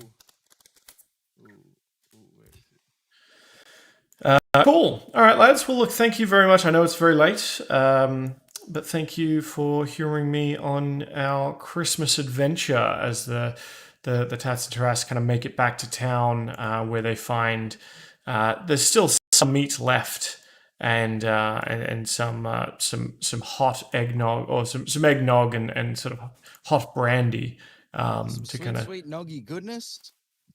And the broken down windows have been kind of boarded up to keep out the chill, but none of you really feel the chill. You feel that maybe there's a warm change coming. So did we? Oh wait, no. The young boy had nothing to do with the story. Never mind. We come back in and Thorendir takes off the sign back before Christmas. Yeah. Ymir sort of just like walks through the door, chuffed with himself, and goes, "We're back! We're back!" And as you kind of walk in, the place is barely stirring, not even a sound. As the sun sort of starts to rise, and it starts to the light kind of peeks in through the window, and the only sort of response you get perhaps is sort of a twitch of the ear from Winfred. You can see that he's perhaps half chewed the sausages and the ham even in his sleep. As merry CandleNights to all, and to all a good night. Oh hell yeah! Hell yeah! I wonder what these seeds are though. We'll figure that out eventually. Mm-hmm. With the charges of the item, Mm-hmm. they like not come back, or do they come back with like rest and stuff? Or they come back with a new dawn. New dawn. Oh, okay, yeah. Cool. And you can expend extra charges to essentially, because it's effectively burning hands. So you can bump it up by adding, like you can add an extra D6 per charge. So the first charge is to do the base version. Yeah. And then you can burn extra charges to do an extra D6. I'll probably make that clearer. Or you could just use it 4 times, right? Yeah. So awesome. Thank you very much for the Christmas adventure. No worries. Hope you enjoyed it. It was a nice little interlude, and I think it was really sweet. The kind of gifts you got each other. Except for Pauly. Yeah. Item. Well, I mean, you gave him his hat back, so. I fixed and had it dry cleaned. I spent good gold on that. That cost me 1 gold piece. Oh, Hagrid was giving Toweleeeie perfume to like freshen him up. I thought that was so funny. Like, I don't think he appreciated it, but I thought like fuck, that's funny. Like scented towels and shit. So Yeah, mate. I know a guy who like when he ever goes to someone's house, he'll give the towels a quick smell just to make sure they're clean. yeah, yeah, like you gotta have a fresh towel. If he's going to use a hand towel in the bathroom, he'll smell it before he tries to use it. Well, look, that's probably I think he's just had a bad experience with a moldy towel in the past. well, that too. Oh yeah, how is me having 3 Parrot? What are they? The fucking green gemstones with Yeah, 500 Parrot. gold pieces. Yeah, I had 3 of them. What the I'm fuck? like, okay. I'm sitting here looking like, where the fuck did you get that? Like, I got Yeah, I a had 3 of them. diamond. I think we picked it up like on our second fucking adventure. God damn. It makes sense though, because well, Thorendir was essentially our treasurer. Yeah. Can No, these things I picked up because I've got our party loot in like, our party loot's all just currency. Yeah, how fair. did I do that before? Because items are normally split up when we receive them. So Also, I mean, if you remember as well, like Thorendir won the drinking competition, but then like gave everyone's stuff back to them. yeah, I gave all his stuff back. I'm just going to use the item shop as well and spend some gold before we Yep. fully close out. Yeah, any kind of basic stuff you can certainly do. Yeah, how many health potions this town got? Yeah, Um, let's buy them. We'll them buy out out the whole town. I'll between sessions I'll give you like a price list. Perhaps just let me know what you want to buy, and I'll let you know sort Oh, of the there's an quantity. item shop in the equipment tab. In where? In where? The 3 dots when you open up your character sheet. 3 dots it's- next to the little X. There's a equipment shop. Uh, things. Yeah. Where? Oh, Yeah. let me double check that to make sure it's not. Oh, I think that's all basic stuff. That should be fine. So that'll just be basic things. I don't even think healing potions will be in there. There are potions of healing. Yeah. Oh, okay. There's There's also an airship in mine. Yeah, there's a so- sky ship. Yeah, so I don't think nothing else. everything. I don't think everything would be available in here. Like in this town, he was like, "Oh, I can Sure, buy an warship, airship in this dude. town."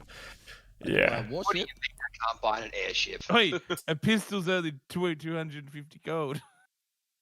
yeah. I'd say uh, some things you may need to check with me, right? Yeah, I think had basic my healing potion potions, yes. There is a level above like greater healing potions. They'd probably be Yeah. limited. Yeah, we're not that flush with cash, boys. Even Yeah. though I just hand out fucking hundreds of golds on the daily, but we ain't that flush with cash, boys. Yeah, but it was the embodiment of fucking spring or summer, so that's totally fair. Well, yeah, dude. You know I fucking love fucking the Dawn God Lathander. So anything to do with that shit, I'm fucking going all balls deep with. Yeah. Mm-hmm. All right, boys, I've got to head off, but it was awesome. Thank you very much. Yeah, dude. Thank you. No, thanks for humoring me in my Christmas nonsense and playing into the theme. Oh, that was Um, sick, dude. I was so upset that Toweleeeie was going to be the champion of Christmas, but he stood there stoned. I'm like, can't. I want to be the champion of Christmas. I'd be so stoked. Man, Yeah. it's so funny. He's like being just like- approached by unicorns, going like, "We need you to save Spring, Toweleeeie." Like, He's like, what does the brown bear eat, man? Like, bro, you gotta save Christmas. He's like, what does the brown bear? What does he eat? I'm like, oh my god, this is hilarious. yeah. This is a giant flaming unicorn at the dawn, just trying to talk to him, or summer.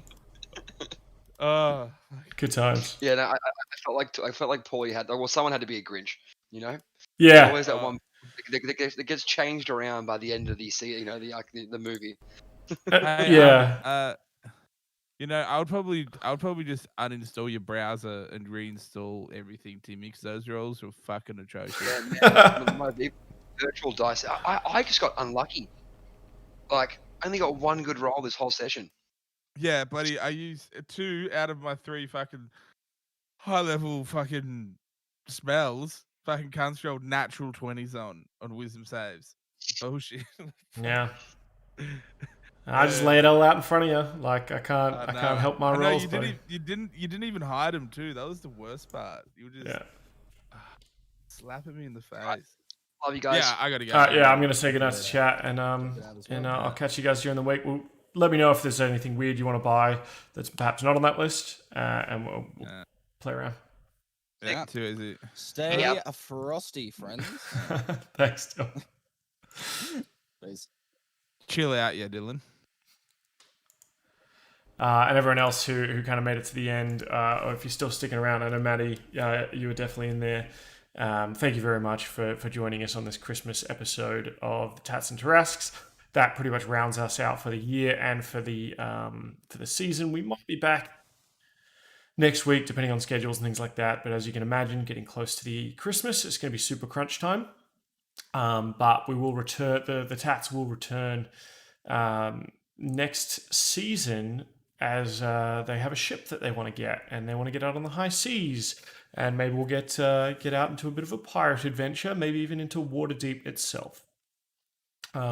We should be playing again, if not tomorrow, then perhaps Wednesday for the Elsia Vale, the Red Hand of Doom gang. And as we have the Wandering Monster challenge still active, we can, of course, perhaps continue that. Only 7,000 inspiration points to go. So if you've been AFKing and lurking in here, accruing points, good on you. You'll be able to spend them with us later this week.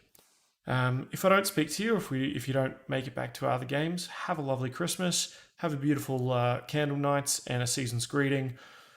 I hope you get excellent gifts like the Sunleaf Armor or maybe a cool lightning seed. I've been your DM daddy for this evening. Say hi to your real dad for me and have a lovely evening. Good night.